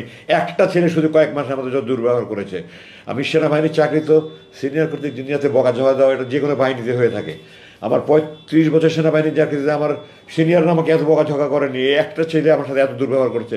আমি সুপারভাইজারকে বারবার বলেছি আপনি তাকে দয়া করে পরিবর্তন করেনি। আমি ডাক্তার সাহেবকে সব বললাম, আমি তাকে যখন বলেছি যে আমি খাদ্য বর্জন করবো, সে তখন বলেছে আমি তাকে বারবার ডিউটি দিব, এবং সে হুমকি বাস্তবায়ন করেছে। তারপরে ডাক্তার সাহেব দয়া পরবর্ষে উনি উদ্বস্ত কর্তৃপক্ষ করে ওই সুপারভাইজার ওই সৈনিককে পাল্টে দিয়েছে। তো আমার এই কষ্ট আমি আপনাদেরকে ভাষায় প্রকাশ করতে পারবো না, প্রকাশের কোনো ভাষা নেই। যারা এই সুপারভাইজারদের বয়সের ছেলেরা, তাদের জন্মের আগে তাদের মতো, আমি তাদেরকে একজনকে বলেছিলাম একদিন যে সুপারভাইজার সাহেব, আপনার জন্মের আগে আমি আপনার মতো লোক চড়িয়ে খেলেছি, আমার চোখের ইশারা তারা বুলেটের মতো কাজ করেছে, আজকে আপনি আমার সাথে দুর্ব্যবহার করছেন। সে তারপরেও দুর্ব্যবহার করেছে, এবং দুর্ব্যবহার না, তারপরে আমার চোখ আরও বেশি লাইট করে বাঁধা শুরু করেছে, আরও নতুন নতুন। আগে আমাকে প্রথমত নামাজের সময় বলতো, তারা নামাজের সময় বলেন, আমি বললাম আপনার কি মুসলমানের ছেলে নাকি? আমাকে নামাজের সময় বলেন, আমি তাহাজ্জুদ করে বসে আছি, ফজর নামাজ পড়বো, কিন্তু নামাজের সময় বলে না। আমি জোহরের নামাজের টাইম জানতে চাচ্ছি যে জোহরের নামাজে ওয়াক্ত হলে নামাজটা পড়ে একটু শুভ, তারা নামাজের টাইম পড়ে না। আমার আজান মাঝে মাঝে শোনা যেত, হালকা হালকা শোনা যেত, ভেন্টিলেটরটা বন্ধ করার পরে ওটাও শোনা যেত, কারণ মানে রুমের এত চারিদিকে তো আপনার এক্সস্ট ফ্যান আর জেনারেটরের মতো সাউন্ড, আর পাম্পের মধ্যে বিভিন্ন রকমের সাউন্ড, কি এইভাবে কী কী যেন সাউন্ড তারা তৈরি করে। আজান হলে আরও বেশি সাউন্ড তৈরি করে তারা, যেন আমরা আজান শুনতে না পাই। আমি আপনাকে মুসলমানের বাচ্চা, একটা কাফের দেশও তো এরকম অন্যায় করা হয় না বলে আমার মনে হয়। ভারতের মতো দেশ, সে দেশেও তো আজান শোনা যাচ্ছে মাসে মানুষ আজান, আমি বিভিন্ন দেশে দেখে এসেছি আজান শোনা যাচ্ছে, আর আপনারা আমাকে আজান শুনতে দেবেন না? আপনার কি মন মানসিকতা? আপনারা কি আল্লাহর ভয় নাই, আখেরাতের ভয় নাই, জাহান্নামের ভয় নাই? বলেন না আমরা নামাজ পড়ি করে, আপনাদের এগুলি অন্তরের কথা না, এগুলি আপনাদের মুখের কথা। আমি তাদেরকে এভাবে বলেছি, আমি বহুবার বলেছি, 5 বার আমি লিখিতভাবে দিয়েছি। আপনারা শেষবার আমাকে বললো যে আমরা 7ই ডিসেম্বর যেন আমার কথা বললো, ভারতের বিরুদ্ধে এত সত্যাগ্রহগুলো বলার পরে বললো আমরা আপনার বিরুদ্ধে কিছু তদন্ত করছি, তদন্ত চলাকালীন আপনার থাকতে হবে। তাদের কথাতেই এবং সুরে এবং স্বরে এমন আশঙ্কা হয়েছে তারা আমাকে সহজে ছাড়বে না। আমি বললাম তদন্ত কিসের? আপনারা জানেন এখন বিভিন্ন তদন্ত কমিটি হচ্ছে, এই কমিটি হচ্ছে। একটা ঘটনা ঘটে, ওটা সত্যতা জানার জন্য এবং দোষী ব্যক্তি নিরূপণের জন্য তদন্ত হয়। কোনো ঘটনা না ঘটলে কিসের উপর তদন্ত? আমি বললাম আপনি কিসে তদন্ত করবেন? তারা আমরা বললো যে আপনি লুকিয়ে লুকিয়ে কিছু করছিলেন কিনা এটা তদন্ত। আমি বললাম এটাকে কি তদন্ত বলে? আর যদি তদন্তই হয় আমার বিরুদ্ধে কী অভিযোগ আমাকে জানাতে হবে, আমাকে আত্মপ্রকাশের মাধ্যমে সুযোগ দেবে। আপনারা কী করছেন? বলেন না আমরা তদন্ত করছি, আপনার থাকতে হবে। ওইভাবে আমি চলতে থাকলাম। এবং আমার দিন যত যায়, আমার আশেপাশে আমি তো জানি না কোথায় কী সেল আছে না আছে, আমার তো চোখ বেঁধে নিয়ে যায়, কোথাও নিয়ে আসে, 50 কদম হেঁটে আসি। আমি আশেপাশের বিভিন্ন সেলকে চিৎকার চেঁচামেচি, আহাজারি, বিলাপ, আমার বুক ফেটে যেত। আমার তখন আমার কষ্ট যে তাদের কষ্ট আর বেশি হতো। আমি আল্লাহকে দোয়া করতাম, আল্লাহ তুমি এই মজলুম ব্যক্তিদেরকে সাহায্য করো, আল্লাহ তুমি তাদেরকে ধৈর্য সহকারে শক্তি দাও, তাদের পরিবারের প্রতি রহম করো, আল্লাহ তুমি মজলুমদেরকে মুক্তি দাও। সারা রাত বিলাপ করছে, সারা রাত কান্নাকারি করছে, সারা রাত আহাজারি করছে, চিৎকার চেঁচামেচি করছে, এগুলো সহ্য করার মতো নয়। আল্লাহ যে আমাকে এখন মানসিকভাবে সুস্থ রেখেছে কীভাবে, আল্লাহর রহমত। আমি যে মানসিকভাবে পাগল হয়ে যাইনি। প্রতি রাত ক্রস ফায়ারের আতঙ্ক নিয়ে একটা মানুষ যদি দিনের পর দিন, বছরের পর বছর আল্লাহর কাছে দোয়া করে, আল্লাহ এটা যদি আমার শেষ নামাজ হয়, আজকে যদি আমার মৃত্যু হয়, আমাকে শহীদ মর্যাদা যদি আমার লাশ রক্ষত অবস্থায় আমার পরিবারের কাছে পৌঁছে দিয়ে মাতৃ সন্তানের কাছে, মানুষের অনুভূতি কী হবে? পৃথিবীর সমস্ত কবি সাহিত্যিক মিলে সারা জীবন লেখা শেষ করতে পারবো না, আমি আমার ভাষা প্রকাশ করতে পারবো না। এত কিছুর মধ্যে আমি নিরাশ হইনি। কোরআনে আল্লাহ বলেছে লা তাকনাতু মির রাহমাতিল্লাহ, তোমরা আল্লাহর সাহায্য থেকে নিরাশ হয়ে না। হতাশা এসেছে, বিষণ্ণতা এসেছে, দিনের পর দিন খাবার খাইনি, মন ভেঙে একেবারে চুরমার হয়ে গেছে, আমি আল্লাহর সাহায্য থেকে নিরাশ হইনি। আল্লাহর সাহায্য থেকে নিরাশ হয়নি। আল্লাহ আপনাদের দোয়ায় আমাকে সেই শক্তিটা দিয়েছিলেন, এবং আল্লাহ শক্তি দেওয়ার ফলেই এই ছাত্র জনতার এই গণবিপ্লবের মাধ্যমে যে বিজয় অর্জন হয়েছে, এরপরে আমাকে তারা মুক্তি দিতে বাধ্য হয়েছে। এই প্রসঙ্গে আমি একটা কথা একটু গুরুত্বের সাথে বলতে চাই।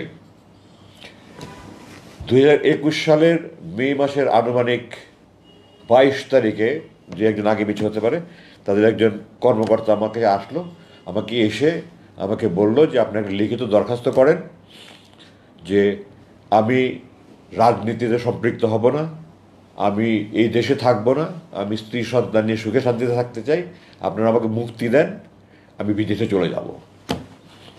আমি তাদেরকে বললাম আমি স্বাধীন দেশের স্বাধীন নাগরিক, আপনারা অবৈধভাবে আমাকে অপহরণ করেছেন, অবৈধভাবে আটক করেছেন, আপনারা আমাকে এখানে যে আটকে রেখে জুলুম করছেন, নির্যাতন করছেন, আমি এটা মানি না, মানব না, মিটিং মিছিল করতে পারছি না। আমি এটার প্রতিবাদে, এই যে আপনারা দেখতে পাচ্ছেন আমি বড় চুল রেখেছি, আমি বলেছি এটা আমার মৌন প্রতিবাদ। আপনারা যখন মৌন প্রতিবাদ দেখেন, মিটিং মিছিল হয় না, শুধু প্ল্যাকার্ড হাতে নিয়ে থাকে, আমি বলেছি এটা মৌন প্রতিবাদ। যতবার এটা দেখবেন আপনাদের যেন মনে হয় আপনারা আমাকে অবৈধভাবে অপহরণ করেছেন, অবৈধভাবে আটক রাখছেন, আপনারা আমার জুলুম করছেন, হারাম কাজ করছেন, এই কথাগুলো যেন আপনাদের বুকে বাঁধে, এই আমার মৌন প্রতিবাদ। তো আমি স্বাধীন দেশের স্বাধীন নাগরিক, এটা আমার ব্যক্তিগত ইচ্ছা, আমি রাজনীতি করবো কি করবো না, আমি দেশে থাকবোই থাকবো না, আমার মুসলেকে দিয়ে আমি মুক্তি পেতে চাই না। আমার আল্লাহ আমাকে এই সৎ সাহসটুকু দিয়েছিলেন, আমি এটা দৃঢ়তার সাথে বলেছি, তারপরে আমাকে আর কিছু বলেনি। জুলাই মাসের এখন শেষ দিকে আসি। আমি যেখানে ছিলাম সেখানটায় আমি প্রতিদিন প্লেন ওঠার আওয়াজ পেতাম। দৈনিক আপনার যে আমাদের ডোমেস্টিক ফ্লাইট যেটা বলা অভ্যন্তরীণ, ওটার আওয়াজে প্লেনগুলো একরকম, আর যেগুলি বোয়িং আন্তর্জাতিক বিমানের ওগুলোর আওয়াজ এখন দুই রকমের আওয়াজে পার্থক্য বুঝতে পারতাম। তো টোটাল দিনে 20 থেকে 22টা প্লেনের আওয়াজ পেতাম। জুলাই মাসের মাঝামাঝি থেকে আমি দেখলাম প্লেনের আওয়াজ কমে গেল। তো আমি ধারণা করলাম হয়তো বাইরে কোনো আন্দোলন হচ্ছে। সাধারণত আমাদের দেখা যায় লাগাতার হরতাল হলে তখন প্লেনের চলাচল বন্ধ। আমি এই ধরনের একটা আলোচনা যে রাজনৈতিক হয়তো লাগাতার হরতাল হচ্ছে বা এই ধরনের কিছু একটা, আমাদের দেশের ছাত্র জনতা যে কী এত বিপ্লব ঘটিয়ে দেবে এটা আমি কল্পনাও করতে পারিনি। আমি প্রাউড অফ দ্যাম। আমি আপনাদের কাছে গর্বিতভাবে গর্বের সাথে বলতে চাই যে আমি এই তরুণ ছাত্রদের ব্যাপারে গর্ববোধ বোধ করছি যে আমরা দেখিয়ে দিয়েছি বিশ্বের কাছে আমরা কী করতে পারি। তো আমার কল্পনাও করতে পারিনি যে তারা এত বিশাল কিছু একটা অর্জন করতে পারবে। কিন্তু আমার মনে হচ্ছিল কিছু একটা করতে হচ্ছে, কিছু একটা হচ্ছে। আমি দু একজন একটু জিজ্ঞাসাবাদ করার চেষ্টা করছি, বাট আমার সাথে কথা ছিল যারা রুমে আসবে প্রয়োজনীয় একটা কথা বলবেন না। আমি একটু দুটো মাঝে মাঝে তারা অনেকে আমার কাছে, আমি কোরআন হাদিস পড়ি, আমার কোরআন হাদিসে বিভিন্ন মশাইল জানতে চেত, নামাজের বিভিন্ন বিষয় জানতে চেত। এগুলি নিয়ে কথা বললে আমার সিসি ক্যামেরা দেখে সুরাইদের হাজির হয়ে যেত। আপনি কথা বলছেন কেন, প্রয়োজনীয় কথা বলছেন কেন? তো আমি বলেছি যে আমি কোনো আজে বাজে কথা বলছি না। আমার জিজ্ঞাসাবাদের সময় আমাকে বলছিল যে আপনি সৈনিক যারা ডিউটি করে তাদের আজে বাজে কথা বলবেন না। আমি তাদেরকে বলতাম যে আপনাদের কর্মকর্তারা আমাকে অবৈধভাবে অপহরণ করেছে, অবৈধভাবে আটক করে রেখেছে, এটা হারাম কাজ করে, জুলুম কাজ করে। এটা আমি যারা আমাকে রুম থেকে ডিউটি করে নিয়ে যেত, খাবার দিত, তাদেরকে মাঝে মাঝে বলতাম। তারা এগুলো করেছে কর্তৃপক্ষ জানানোর পরে আমাদের অফিসাররা বলেছিল, তারা জিজ্ঞাসাবাদের সময় আপনি তাদের আজে বাজে কথা বলেন কেন? তো আমি তাদের দৃঢ়তার সাথে বলেছি আপনারা বাংলাদেশ সেনাবাহিনীতে জিজ্ঞাসা করে আসেন। আমি বাংলাদেশ সেনাবাহিনীতে একটা আদর্শ সেনা কর্মকর্তা হিসেবে দৃষ্টান্ত স্থাপন করার সৌভাগ্য অর্জন আল্লাহ আমাকে সেই সুযোগ দিয়েছেন। আমি কোনো আজে বাজে কথা বলে না। আপনারা বলেন আমি কি হতো একটা বাক্য বলেন আমি কি আজে বাজে? তারা তো এই কথা বলতে পারছে না, মুখ দিয়ে উচ্চারণ করতে পারছে না, আমরা অবৈধ কাজ করেছি, অপহরণ কাজ করেছি, এগুলো মুক্তি বলতে পারছে, খালি বলে আজে বাজে কথা বলবেন না। আমি বললাম আমি কোনো আজে বাজে কথা বলি না, যা বলি আমি প্রয়োজনে কথা বলি। ওই সুপারভাইজার এসে বলে যে আপনি প্রয়োজনীয় কথা বলবেন না। আমি বললাম আপনার প্রয়োজন আর আমার প্রয়োজন তো এক না। আমি তাদেরকে আল্লাহ রসুলের কথা বলি, আমি আল্লাহ রসুলের কথা বলেই যাব। আমার যদি মৃত্যু হয় তাও আমি বলে যাবো, আপনার যা পারেন করেন। তারপরে শুধু কথা বলুন না আপনি কথা বলেন না, উপরস্থ কর্তৃপক্ষ জানলে অসুবিধা হবে। তো আমি সময় সুযোগ মতো তারা জিজ্ঞাসা করতো, বলতাম, অনেক সময় আমার মন ভালো থাকলে আমি নিজে থেকে বলতাম। তো জুলাই মাসের 5 তারিখে যে বিপ্লব হয়ে গেছে এটা তো আমি জানি না। আমাকে 5 তারিখ 10:30টার সময় এসে বললো যে আপনাকে ডাক্তারের কাছে নিয়ে যাওয়া হবে। ডাক্তার প্রথমের দিকে সকালের দিকে আসতেন। আমি তো ডাক্তারকে বললাম যে সকালের দিকে তো আমি ফজর নামাজ তাহাজ্জুদ করে ফজর করে ঘুমাই, আমার যদি 2টার দিকে আসে আমার সুবিধা হয়। তারপর তিনি 2টার দিকে আসতেন এবং তিনি 30শে জুলাই আমরা যতটুকু মনে করি শেষ দেখে গেছেন। তার মানে এই কয়েকদিন আগে আমাকে দেখে গেলো, 5 দিন আগে ডাক্তার দেখে গেলো, আমার রক্ত পরীক্ষা গেলো এবং ডাক্তার রিপোর্ট আমাকে জানালো সব রিপোর্ট নর্মাল আছে। তো এখন ডাক্তারের কাছে 10:30টার সময় কোথায় নিয়ে যাবেন? বলেন আপনাকে ডাক্তারের যেতে হবে। বলে আমাকে আমার রুম থেকে চোখ হাত বেঁধে মুখোশ পরিয়ে একটা গাড়িতে করে এই 1-1.5 মিনিট গাড়ি চালিয়ে ওখানে আশেপাশে কোনো আরেকটা রুমে নিয়ে গেল। এখন আমি ধারণা করি যে ব্রিগেডিয়ার জেনারেল হাসান নাসিরের নেতৃত্বে কিছু সংখ্যক সামরিক অফিসার, কর্নেল হাসিনের মতো সাহসী সামরিক অফিসার, ব্রিগেডিয়ার হাসানের সাহসী অফিসার, কিছু অফিসার বোধহয় ওই কচু খেতে যে ডিজিএফআই আছে ওই অফিসের সামনে গিয়ে তারা চিৎকার চেঁচামেচি করেছে, আমরা আজমিকে চাই, আজমিকে চাই। তখন তারা তাদের সবচেয়ে বিঘ্ন সময় নিয়েছে, এই ধরনের একটা কিছু সম্ভবত আমি যতটুকু শুনতে পেরেছি বাইরে এসে। ওই জন্য তারা যদি ঢুকে পড়ে এবং ওই রুমগুলোতে আমার সার্চ করে, এই জন্য তারা আমার ওর দিকে সরিয়ে আরেকখানে নিয়ে গেল। 5 তারিখ রাতের কথা বলছি আমি, 10:30টায়। তারপরে ওখান থেকে আমাকে রাত্রে 2:30-3টার দিকে বললো আপনাকে আমরা হাসপাতালে নিয়ে যাব। তো আমি বললাম গত 8 বছর থেকে আমি আপনাদেরকে বলছি আমার দাঁত ভেঙে গেছে, আমার দুটা দাঁত ভেঙে গেছে, আমার কানে সমস্যা হচ্ছে, আমার চোখে দাঁত, চশমা যেটা দেখছেন আমি মুক্তির পরে ডাক্তার দিকে চশমা নিয়েছি, কিছুদিন পরে আমি চশমা পড়তে পারতাম না। আমি বলতাম আমার চোখের চিকিৎসা, তাদের স্পষ্ট জবাব, আমার চোখের চিকিৎসা হবে না, দাঁতের চিকিৎসা হবে না, কানের চিকিৎসা হবে না, এখানে রেখে যা করা যায় করা যাবে। ওনাখানে যারা ডাক্তার ছিলেন ওনারা মেডিকেল স্পেশালিস্ট ছিলেন। আমার প্রথমে যাওয়ার পর যখন চোখ বাঁধতো এখানে আমার ঘা হয়ে গেল, তো একটা ওষুধ দিলেন, পরে এটা পুরো মুখ ঘা ছড়িয়ে গেল। যাই হোক, পরবর্তীতে ওষুধ সংশোধন, আমার ওই মুখে এখনও চারিদিকে অনেক সমস্যা রয়ে গেছে, চামড়ায়, হাতে পায়ে চামড়া নানান সমস্যা হয়েছে। তো আমি বললাম যে এত 8 বছর ধরে আমি বলছি আপনাদের কাছে আমাকে হাসপাতালে নিয়ে যান, আপনারা হাসপাতালে নিয়ে যেতেন না, এখন রাত 3টার সময় আপনার হাসপাতালে নিয়ে যেতে কী কথা? তো বলে না যেতে হবে। তো তার যেতে হবে বলে তার কিছু উপায় নেই, চোখ হাত বেঁধে আবার মুখোশ পরে অ্যাম্বুলেন্সে করে যাচ্ছে রাত 2:45-3টার দিকে যাচ্ছে আর শেষ নাই। তো আমি বললাম যে ঢাকা শহরে কোনো হাসপাতাল তো এত দূরে না, আপনারা কোথায় হাসপাতালে নিয়ে যাচ্ছেন? কিন্তু জবাব দিল না। তারপরে রাস্তা ভাঙাচোরা। তো বললাম যে ঢাকা শহরের রাস্তা তো এত ভাঙাচোরা না, আপনারা কি আমাকে কোথাও গ্রামের দিকে নিয়ে যাচ্ছেন নাকি? তারও কোনো জবাব দিল না। আমাকে নতুন একখানে নিয়ে গেল, নিয়ে গিয়ে ওরকম বন্দিশালার মতো একটা বন্দিশালা, এটাতে অবশ্য অ্যাটাচ টয়লেট ছিল, ছোটো রুম, একটা খাট, একটা টেবিল ছিল। তো আমাকে বললো আপনি এখানে থাকেন না। তখন ওখানে রুমে একটা ঘড়ি ছিল, ঘড়িতে দেখলাম তখন সকাল প্রায় 5:45। তো প্রায় 3 ঘন্টার মতো ড্রাইভ করে তারা আমাকে নিয়ে গেল, এবং আমার ধারণা ঢাকার বাইরে কোনো একখানে নিয়ে গেছে। এবং আমি যতটুকু অনুমান করতে পারি, এখন যেটা অনুমান করছি, রাস্তাঘাটে যে ছাত্ররা রাস্তাঘাটে গাড়ি চেক করছিল তারা আমাকে পাকা রাস্তা দিয়ে নিতে সাহস করেনি, তারা আমাকে গ্রামের রাস্তা দিয়ে নিয়ে গেছে, এটা এখন আমি অনুমান করে বলছি। তো আমাকে ওখানে না বললো আপনি এখানে থাকেন। আমি বললাম আপনারা আমার হাসপাতালের কথা বলে এখানে কোথায় নিয়ে আসলেন? আরেক বন্দিখানায়। বলে থাকেন, আমাকে পরে জানানো হবে। তো এটা 6 তারিখ সকালের কথা বলছি। 6 তারিখ দুপুরে আমাকে বললো আপনাকে আজকে রাতটা মুক্তি দেওয়া হতে পারে। একজনে বললো আমাকে আপনার কাপড়ের সাইজ বলেন। তো আমি বললাম তো আমি সাধারণত গার্মেন্টের কাপড় পরি না, আমি সাইজ বলতে পারবো না। তো তারা একটা কাপড় নিয়ে আসলো, আমাকে দেখালো যে আমি যে কাপড়টা আপনার প্রথম দেখেছেন, আমি প্রথম মুক্তি পরে যে একটা প্যান্ট শার্ট গাঞ্জি পরেছিলাম ওই কাপড়গুলো, ওটা পরে দেখলাম ঠিক আছে। তো বললো আমরা রাত্রে 2:30-3টার দিকে আপনাকে নিয়ে যাব। তো 2:30-3টার দিকে এসে বললো যে আমরা আজকে কোনো একটা বিশেষ অসুবিধার কারণে নিতে পারছি না, আপনার কালকে মুক্তি হবে। আমার অপেক্ষা করা ছাড়া তো কোনো উপায় নেই, আমি বাইরের কোনো জগতের কোনো খবরই নাই আমার কাছে। পরের দিন সকালবেলা দুপুরে আমাকে এসে বললো আজকে রাত 9টার দিকে আপনাকে নিয়ে যাব।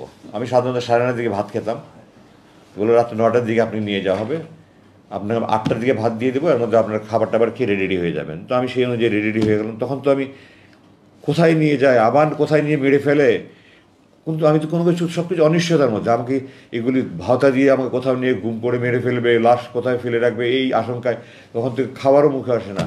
যাই হোক, সামান্য কিছু খেয়ে আমি রেডি হয়ে থাকলাম। তার 9:15 দিকে নিয়ে রওনা হলো। প্রায় 2.5 ঘন্টার মধ্যে গাড়ি চালিয়ে আমাকে সেই টাঙ্গাইল যমুনার রাস্তা এলেঙ্গায় রাস্তার পাশে নিয়ে আমাকে চোখ হাত বেঁধে ছেড়ে দিল।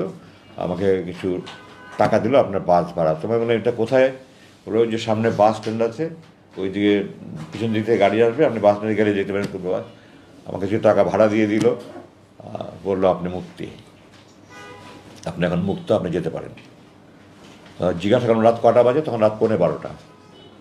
তো তারপরে আমি গাড়ি থেকে নেমে আমার এই আমাকে আমি প্রকাশ করতে পারবো না, আমি আকাশের দিকে চাকে চিৎকার, আল্লাহু আকবার, আলহামদুলিল্লাহ, আল্লাহ তুমি রহমান রহিম, তুমি করিম, আল্লাহ আমি তো 8 বছর পরে তোমার আকাশ দেখছি, তোমার তারা দেখছি, তোমার মেঘ দেখছি, তোমার চাঁদ দেখছি। আল্লাহ মাটির দিকে থাকে বললো আল্লাহ তোমার মাটির মানুষ আমি, তুমি আমার সে মাটি দেখাচ্ছ 8 বছর পরে। আমি মেঘে উত্তেজনায় কতক্ষণ মধ্যে বলেছি বলতে পারবো না। তখন হঠাৎ করে মাথা একদম চোখ মুখ অন্ধকার হয়ে আসলো। আমি গাড়ি থেকে নামিয়ে দাঁড়িয়েছিলাম, আমার জিপে ওর নিয়ে গেছিলো, ডানে একজন বসা, বামে একজন বসা। তো আমি বললাম আমার মাথা ঘুরাচ্ছে, আমি একটু বসতে পারি? বলে আচ্ছা বসেন। বসলাম, কিছুক্ষণ পরে বললাম ঠিক আছে আমি যেতে পারবো। আমি নামলাম, আমার বামে যে বসা ছিল সে আমাকে হাতে টাকা দিল, আপনি টাকা নেন। তো আমি বললাম এখানে ঢাকার ভাড়া কত? বলে জানি না ঠিক। এখানে কত টাকা? 5,000 টাকা। আমি বললাম আমি আপনাদের টাকার মুখোপক্ষী নেই, আল্লাহ আপনাদের টাকার মুখোপক্ষী করেনি, আমার টাকার দরকার নেই, আমার এখান থেকে ঢাকার ভাড়া যতটুকু শুধু ততটুকু ভাড়া দেন। বললো না আপনি নিয়ে যান, আপনি না যা করেন করেন, আপনি দান করেন, আমাদেরকে টাকা আপনাকে দিতে হবে। তাদের সাথে 1 সেকেন্ড কথা বলার মতো আমার রুচি ছিল না। তারা আমাকে নামিয়ে দিয়ে চলে গেল। সবাই মুখোশ করা ছিল, যার ফলে দেখার কোনো সুযোগ নেই। আমি খুব সংক্ষেপে বাকি রয়ে শেষ করে দিচ্ছি। ঘটনাটা একটু এলোমেলো ছিল, উঁচু নিচু ছিল, আমি ঠিকমতো হাঁটতে পারছিলাম না। আবেগে উত্তেজনায় রাস্তা উঁচু নিচু, দুর্বলতার সময় হাঁটতে পারছিলাম না। এর মধ্যে হঠাৎ করে দেখলাম একটা পিছুতে দাঁড়িয়ে এসে ওই সামনে বাস স্ট্যান্ডে দাঁড়ালো। আমার তখন মনে হয় যেন পারলে উড়ে গিয়ে ঝাঁপিয়ে বাসের মধ্যে উঠি। কীভাবে যে আমি 100 গজের মতো রাস্তা দৌড়ে ওই অবস্থা পার হয়েছে আমি এখন কল্পনা করতে পারি না। দৌড়ে গিয়ে জিজ্ঞাসা করলাম আপনাকে ঢাকা যাবেন? আমরা ঢাকা যাবো না, চিরাং যাবো। আপনি ঢাকায় কোথায় যাবেন? আমি বললাম আমাকে টেকনিক্যাল মোড়ে যদি নামিয়ে দিতে পারেন বা বাপতলির মধ্যে, টেকনিক্যাল মোড়ে নামাবো, আপনি উঠেন। তো আমি বাসে উঠলাম, উঠে পিছনের দিকে গিয়ে একজনের কাছে বললাম যে আমার তো মোবাইল নাম্বার না, আমার 2টা নম্বর ফোন নাম্বার আমার জানা ছিল, আমার স্ত্রীর নাম্বার আর আমার সাথে ভাইয়ের নাম্বার, এই নাম্বার দুটো মনে ছিল। আমি দুজনকে ফোন করে বললাম, তারা আরও লোকজনকে নিয়ে তারা ওখান থেকে টেকনিক্যাল মোড়ে এসে আমাকে ওখানে নামিয়ে নিল।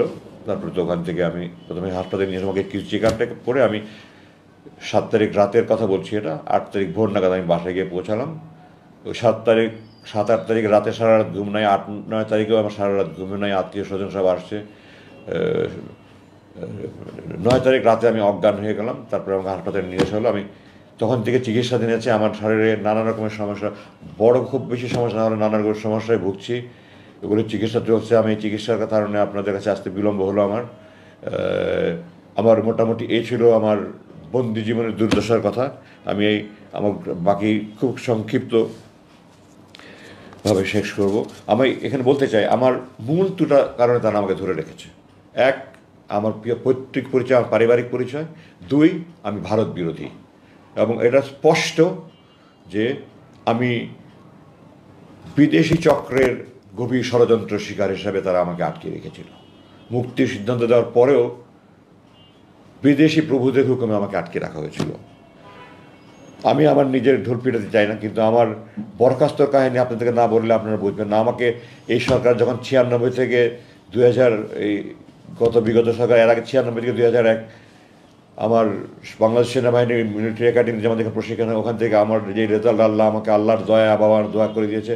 আমার জানা মতে বাংলাদেশ সেনাবাহিনীর এই রেজাল্টকে ভঙ্গ করতে পারেনি। আমার সারা চাকরি জীবনে আমার যে রেজাল্ট করেছি আমার জানা নেই কেউ আমার থেকে ভালো রেজাল্ট করেছে কি না। আমি মাফ করবেন, আমি কখনো আত্মপ্রচার করেন, প্রসঙ্গক্রমে বলছি 96 থেকে 2001 ক্ষমতা থাকাকালীন আমার সম্পূর্ণ সময় আমার এই বিগত সরকার আমার লেফটেন্যান্ট কর্নেল থেকে কর্নেল র্যাঙ্কে, মেজর থেকে লেফটেন্যান্ট কর্নেল র্যাঙ্কে প্রমোশন আটকে রেখেছিল আমাকে। 2001-এ বিএনপি ক্ষমতা আসার পরে 2002-এ আমি লেফটেন্যান্ট কর্নেল র্যাঙ্ক পদে প্রমোশন পাই। এবং 1998 সালে আমার বাবা একদিনের জন্য, আমার স্ত্রী অসুস্থ, আমি অসুস্থ, আমার 8 মাসের ছিল অসুস্থ, আমার বাবার চট্টগ্রামের প্রোগ্রাম ছিল। তো আমার মা আমার বাবার সাথে গিয়েছিলেন যে আমার মাকে বাসায় নামিয়ে রেখে সকালে চলে যাবেন। এর মধ্যে সকালবেলা ওই জেনারেল জিওসির অফিস থেকে আমাকে, জিওসির প্রধান স্টাফ অফিস আমাকে ফোনে ডাকিয়ে নিল। আমি গেলাম, আমাকে বললো তোমার বাবা তোমার বাসা থাকতে পারবে না। তো আমি বললাম স্যার এটা সামরিক বাহিনীর কোনো আইনে এমন আইন আছে? তো বলে এটা সেনাপ্রধানের আইন।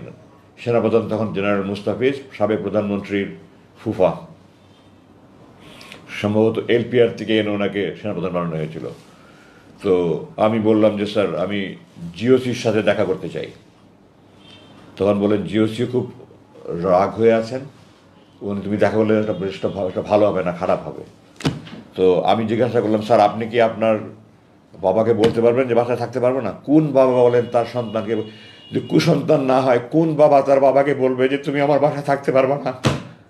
আমার বাবা আদারওয়াইজ প্রোগ্রাম ছিল, উনি সকালবেলা চলে যাবেন, রেডি হয়ে গেছেন, কিন্তু আমাকে কেন ডেকেছিল জানার জন্য অপেক্ষা করছিলেন। আমি বাসায় ফিরে গিয়ে আমাকে উনি নাস্তা খেতে দেন, আমি নাস্তার প্লেট ধাক্কা দিয়ে সরিয়ে দিলাম। উনি আমাকে বলছেন তুমি মাইন্ড করো না, কষ্ট নেই। আমি বললাম যে আপনারা আমাকে চাকু দিয়ে হাত কাটছেন আর তুমি ব্যথা পেয়েছো না, এটা তামাশা একটা। যাই হোক আমি বাসায় চলে আসলাম, জিওসির সাথে দেখা করলাম না। তারপরে বলে আমি বাবাকে বলতে পারছিলাম, খালি কাঁদছিলাম। যাই হোক বাবা চলে গেলেন। এরপরে তো আমাকে ওখান থেকে পরদিনই আমাকে শুক্রবার দিন পারুজন কোনো মুভ হয় না, আমার পার্বত্য পাঠিয়ে দেওয়া হলো। এরপর দিন আমাকে কীভাবে যে ওখান থেকে অপমান করে বিদায় দেওয়া হলো, রংপুরে পাঠিয়ে দেওয়া হলো। এরপরে 2009 সালে একদিনের মধ্যে বাংলাদেশ সেনাবাহিনীর একজন ব্রিগেডিয়ার জেনারেলের বিদায় সম্বর্ধনা, বিদায় অনুষ্ঠান অনেক জাঁকজমকপূর্ণ। আমাকে একদিনের মধ্যে আমার চাকরি দেখিনি, আমি যত অফিসারকে জিজ্ঞাসা করে দেখে নেই, রাত্রেবেলা নৈশ ভোজে আপনারা আমার একটা ড্রেস থেকে দেখতে পাবেন, সাদা পোশাক পরে ড্রেস, ওরকম পোশাক পরে ব্যান্ড পার্টি বাজিয়ে অনেক জাঁকজমক হয়। আমাকে দূরবেলা ইউনিফর্ম পরে লাঞ্চ জাস্ট আনুষ্ঠানিকভাবে একটা পার্টি করে আমাকে বিদায় দেওয়া হচ্ছে একদিনের মধ্যে, এবং আমাকে বলা হয়েছে যে আমাকে ওই রাত্রেই ক্যান্টনমেন্ট ত্যাগ করতে হবে। অথচ একজন অফিসার হিসাবে আমি এই কোনো ধরনের ক্ষেত্রে আমাকে ঢাকার লজিস্টিক এরিয়া হেডকোয়ার্টার আমাকে সংযুক্ত করা হচ্ছে। সংযুক্ত সময় জন্য সবসময় কারণ দেখাতে, কোনো কারণ ছাড়া আমাকে সংযুক্ত করা হয়েছে। এবং আমাকে ওই সময় আমি মোট 12 দিন প্রাপ্য ছিলাম, আমাকে একদিনের মধ্যে রাতের মধ্যে ওখান থেকে ত্যাগ করতে বাধ্য করা হয়েছে। আমি ঢাকায় এসেছি, আমাকে একটা এমন গাড়ি দিয়েছে যে গাড়ি আমি চাকরি জীবনে একজন সেকেন্ড লেফটেন্যান্ট সেই গাড়ি ব্যবহার করে একটা ভাঙাচোরা গাড়ি দিয়েছে। আমার আগের ওখানে একটা জিপ একটা কার ছিল, অথচ একটা ভাঙাচোরা গাড়ি দিয়েছে। এবং আমাকে হুকুম করা হয়েছে যে আমি এই গাড়ি নিয়ে আমি বাসাতে যাওয়া আসা কোনো বাসা পর্যন্ত গাড়ি নিয়ে নিতে পারবো না।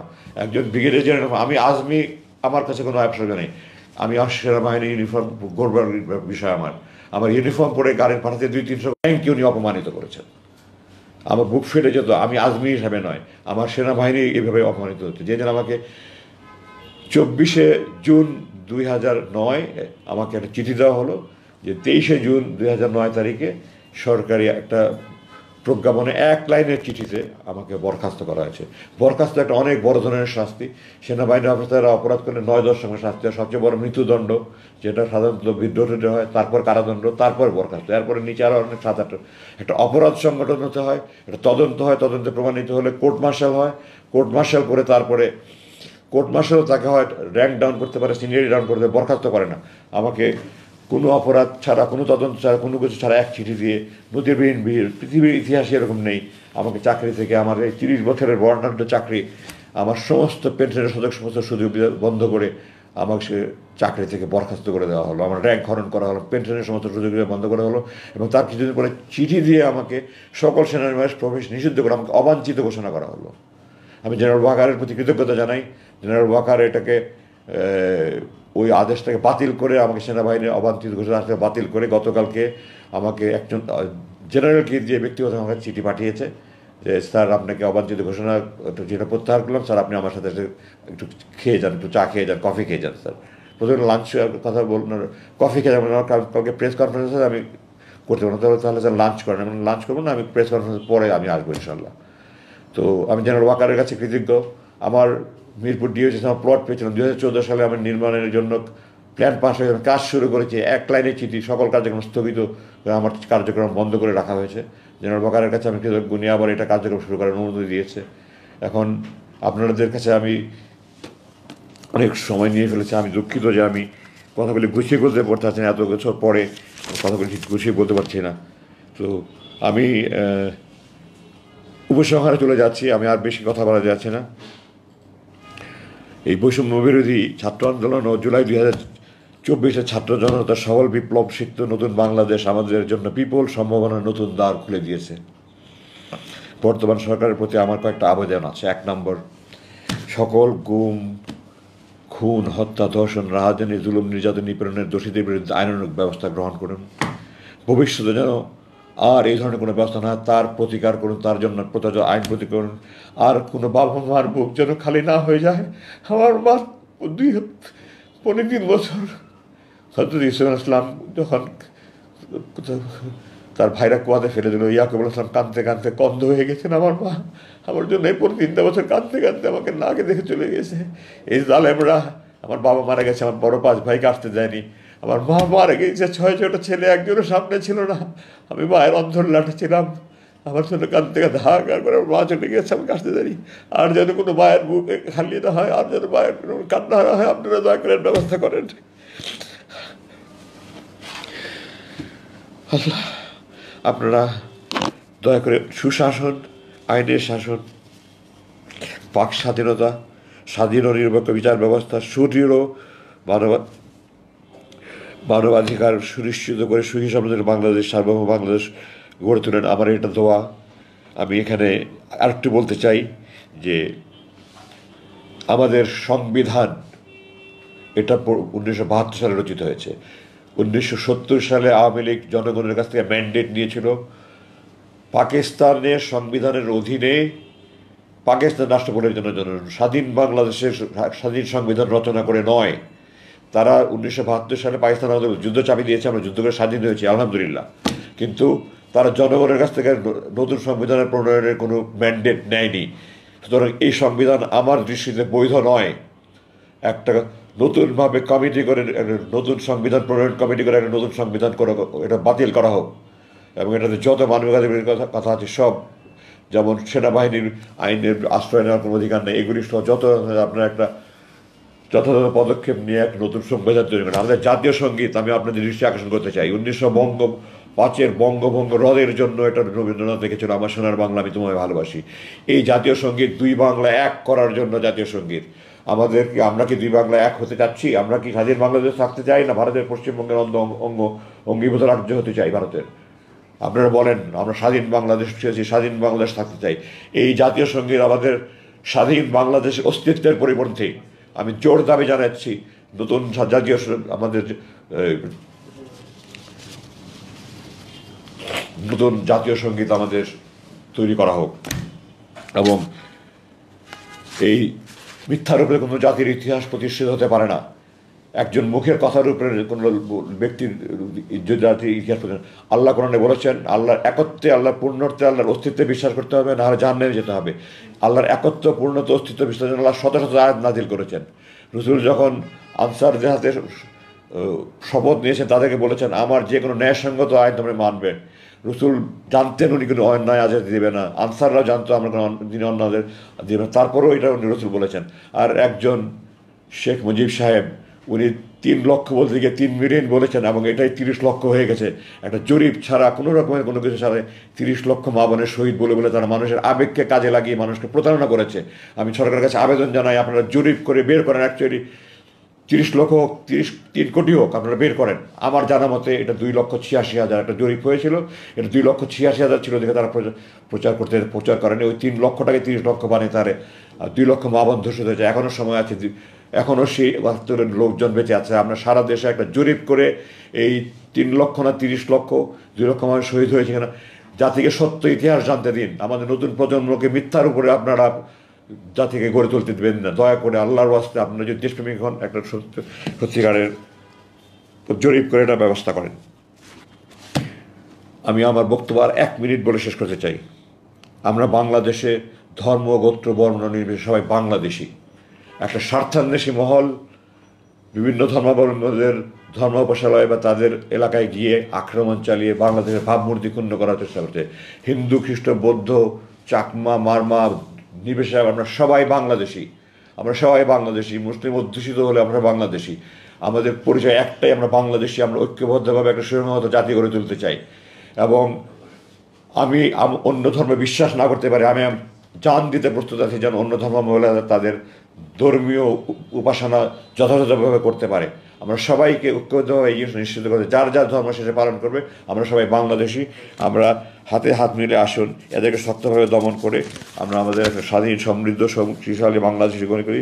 আমাদের স্বপ্নের বাংলাদেশ চলে, আমাদের প্রাণ দিয়ে, বহু প্রাণের বিনিময়ে এই অর্জিত বাংলাদেশ, নতুন দ্বিতীয় বাংলাদেশ, স্বাধীনতার যে শহীদ এবং বীরত্বপূর্ণ যারা কাজ করে তাদেরকে যথাযথ খেতাব দিয়ে পুরস্কৃত করে আমাদের যার যার দায়িত্ব পালন করে আমরা একটা সুখী, সমৃদ্ধ, আমাদের প্রাণের বাংলাদেশ, সুখের বাংলাদেশ, সমৃদ্ধশালী বাংলাদেশ গড়ে তুলি। এই আবেদন রেখে আমি আমার বক্তব্য শেষ করছি। আমি দুঃখিত, আপনাদের কাছে অনেক বেশি সময় নিয়ে ফেলাম। আমার এত লম্বা সময় না আবেদন ছিল না, কিন্তু আমি আমার আবেগ ধরে রাখতে পারিনি। আপনাদের সামনে 8 বছর কথা বলতে পারিনি, আমার মুখ বন্ধ ছিল। আপনারা ক্ষমা করবেন যদি আপনাদের বেশি সময় নিয়ে থাকি। আপনাদের যদি কোনো প্রশ্ন থাকে আপনারা এখন করতে পারেন। ধন্যবাদ। আসসালামু আলাইকুম।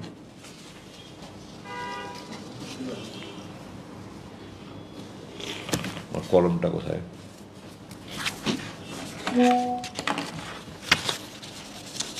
উন্মুক্ত, আপনার প্রশ্ন থাকলে করতে পারেন। আচ্ছা, আছে, ওরা একজন একজন করে ফ্লোর দেওয়া হচ্ছে। আমি প্রশ্নটা পরিষ্কার শুনতে পাবো তো?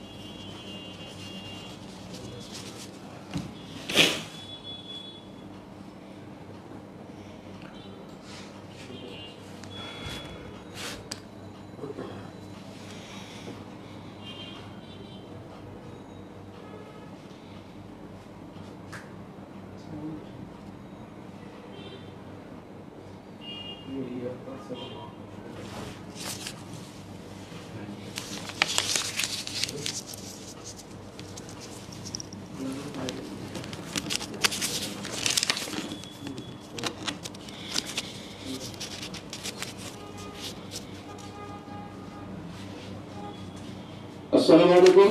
ওয়ালাইকুম আসসালাম। আমি লুৎফুল ইসলাম, আলবর্ট মোহাম্মদ চুকুরিদের। আমি আপনার আপনার প্রতি যে অন্যায় করা হয়েছে, এটা আমি সাংবাদিকদের পক্ষ থেকে এটা আমরা প্রতিবাদ করছি। আপনার প্রতি আন্তরিক সমবেদনা জানাচ্ছি। আপনার সুস্থতা এবং নেখায় সকলের জন্য কথা আসছে না। বলতে পারেন। প্রশ্ন করতে পারেন। আপনার প্রশ্নটা করেন। প্রশ্ন আছে কিনা জিজ্ঞেস করুন। আপনি আপনার কথা শুনতে পাচ্ছি না।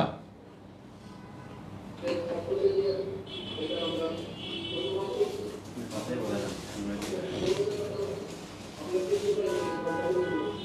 বলে আপনাকে যে এই অন্যায়ভাবে আটক করা হলো এবং দীর্ঘদিন আপনি এই গুম অবস্থায় ছিলেন, তো আমার প্রশ্ন হচ্ছে যে আপনি কেন আপনার মানে আপনার কথাটা আসছে না। ক্রস ফায়ার কিছু ছিল, কিন্তু এটা আপনার কি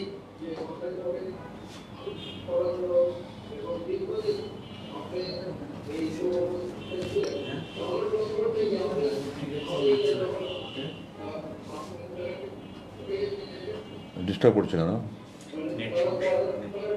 আমার তো ভালো আসলে আমার শেষ প্রশ্ন হচ্ছে, আপনি বাংলাদেশ সেনাবাহিনীর কাছে আপনার প্রস্তাবে সেনাবাহিনী আপনি মানসিকভাবে নির্যাতিত হয়েছে এবং সেখানে আপনাকে পদোন্নতি এবং আর্থিকভাবে বঞ্চিত করা হয়েছে, সেনাবাহিনীর কাছে আপনার কি বক্তব্য? ধন্যবাদ। আচ্ছা, ধন্যবাদ। আপনার নামটা বোধহয় সম্ভবত সাদি বলেছিলেন, সাদি সাহেব, ধন্যবাদ। আমার সেনাবাহিনী আমার প্রাণের সংগঠন। আমি আপনাদের কাছে একটা কথা স্পষ্টভাবে বলে দিতে চাই, সেনাবাহিনী এদেশের ঐক্যের প্রতীক, এদেশের মানুষের আশা আকাঙ্ক্ষার প্রতীক। সেনাবাহিনী এদেশের সেনাবাহিনী এবং দেশপ্রেমিক সেনাবাহিনী। আমার সাথে যে সমস্ত অন্যায় বিচার করা হয়েছে, সেনাবাহিনীর কোনো আইনের বলে করা হয়নি।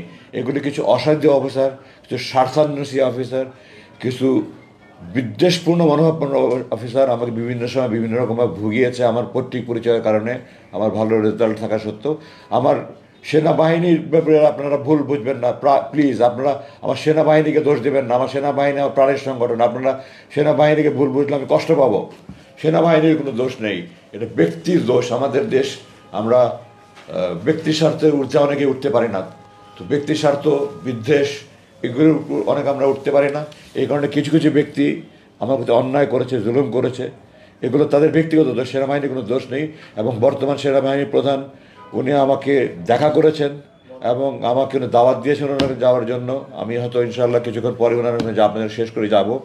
উনি আমাকে প্রতিশ্রুতি দিয়েছেন আমার সাথে যা যা অন্যায় যাবে সব কিছুর উনি প্রতিকার করবেন। যেমন আমি অলরেডি আপনাকে উদাহরণ দিয়ে, আমাকে অবাঞ্ছিত ঘোষণা করা হয়েছিল, উনি এটা প্রত্যাহার করে অলরেডি চিঠি দিয়ে একজন জেনারেলকে পাঠিয়েছেন, লেফটেন্যান্ট জেনারেলকে পাঠিয়েছেন। হাতে হাতে আমার কাছে গতকালকে এটা হস্তান্তর করা হয়েছে। উনি আমাকে যে গুম করেছিল, কারা করেছিল, এর জন্য উনি একজন লেফটেন্যান্ট জেনারেল র্যাঙ্কের অফিসারকে চেয়ারম্যান করে, একজন মেজর জেনারেল র্যাঙ্ক এবং 3 জন ব্রিগেডিয়ার জেনারেল র্যাঙ্কের অফিসারকে যে একটা কমিটি করে শুধুমাত্র আমার ব্যাপারটা তদন্ত করার জন্য উনি কমিটি করে দিয়েছেন। এটার জন্য আমি ওনার কাছে কৃতজ্ঞ। আমার বিল্ডিং নির্মাণ স্থগিত ছিল, ওটার জন্য উনি পারমিশন অলরেডি দিয়ে দিয়েছেন, কাজ ইনশাল্লাহ শীঘ্রই শুরু হয়ে যাবে। এটার জন্য আমি ওনার কাছে কৃতজ্ঞ। উনি আমার পেনশনের ব্যাপার উনি আমাকে আশ্বাস দিয়েছেন, ওনার পক্ষে সর্বাত্মক যা কিছু সম্ভব করার উনি করবেন। এবং আমি ওনাকে বলেছি যে আমি ব্রিগেডিয়ার জেনারেল র্যাঙ্কে অবসরপ্রাপ্ত আমি গ্রহণ করব না। আমি ব্রিগেডিয়ার জেনারেল র্যাঙ্কে যে আমাকে বরখাস্ত করা হয়েছে, আমি সেই বরখাস্তর আদেশ প্রত্যাহার করতে হবে। দ্বিতীয়ত, আমাকে চাকরিতে পুনর্বহাল দেখাতে হবে। তৃতীয়ত, আমি আমার ব্যাচে আমি প্রথম স্থানান্তর করেছি। সমস্ত রেকর্ড রেজাল্ট আমার তাদের কাছে আছে। আমার ব্যাচমেটরা যারা 50 মেধা তালিকা 50তম হয়েছেন, তারা যে মেজর জেনারেল লেফটেন্যান্ট জেনারেল হয়েছে। তো আমার ব্যাচমেটের যেদিন মেজর জেনারেল র্যাঙ্কে প্রমোশন পেয়েছে সেই দিন আমাকে আমার মেজর র্যাঙ্ক প্রমোশন দেখাতে হবে। আমার ব্যাচমেটের যেদিন লেফটেন্যান্ট র্যাঙ্কে পদোন্নতি হয়েছে আমাকে সেই দিন লেফটেন্যান্ট র্যাঙ্কে পদোন্নতি দেখাতে হবে। এবং আমার সরকারি চাকরির সম্পূর্ণ সময়সীমা যে 59 বছর, 1 বছর এলপিআর সহ আমাকে পূর্ণ সময়ের সকল সুবিধা সহ আমাকে অবসর দেখাতে হবে। আমি এর থেকে কম কোনো কিছু গ্রহণ করবো না। এর থেকে যদি এটা না করা হয় তাহলে আমি আইনে আশ্রয় নেব। এবং উনি আমাকে প্রতিশ্রুতি দিয়েছেন যে উনি ওনার সাধ্যের মধ্যে থাকে উনি এটা করবেন, ওনার সাধ্যের মধ্যে না থাকলে উনি প্রয়োজনে উনি এই তত্ত্বাবধায়ক সরকার প্রধানমন্ত্রীর সাথে কথা বলে উনি এটা ব্যবস্থা করবেন, এই ধরনের আমাকে উনি প্রতিশ্রুতি দিয়েছেন। আমাকে আশা করি, আমি যেন ওয়াকারকে ব্যক্তিগতভাবে অত্যন্ত স্নেহ করি, সে আমার ছাত্র ছিল, আমি তাকে ভালোবাসি, সে একটা ভালো মানুষ এবং দেশপ্রেমিক মানুষ, না হলে আজকে যে ভূমিটাকে সে পালন করেছে এটা করতো না। এবং আমি দৃঢ়ভাবে বিশ্বাস করি যে প্রতিশ্রুতি দিয়েছে সেই প্রতিশ্রুতি পালন করবেন। তো আশাবাদী, ইনশাআল্লাহ আপনারা দোয়া করেন আমার প্রত্যাশা যেন পূরণ হয়, উনি যেন ওনার দায়িত্ব পালন করে আমাকে আমার যে ক্ষতিপূরণ হয়েছে এই ক্ষতিপূরণগুলি উনি করে দিতে পারেন। ধন্যবাদ। জি ভাই, নেক্সট প্রশ্ন করেন, নেক্সট প্রশ্নটা করেন, নেক্সট প্রশ্নটা করেন। জি নেক্সট প্রশ্নটা করেন, এখানে করেন।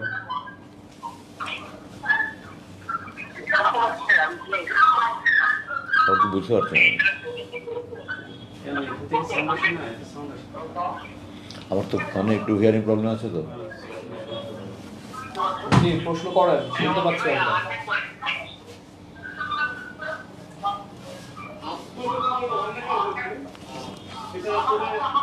সাউন্ড আসতেছে এখানে। নাম নাম কোন চ্যানেল কোন? সেটা, আর দ্বিতীয়ত আপনাকে নতুন জীবনে ফিরে আসার জন্য স্বাগত।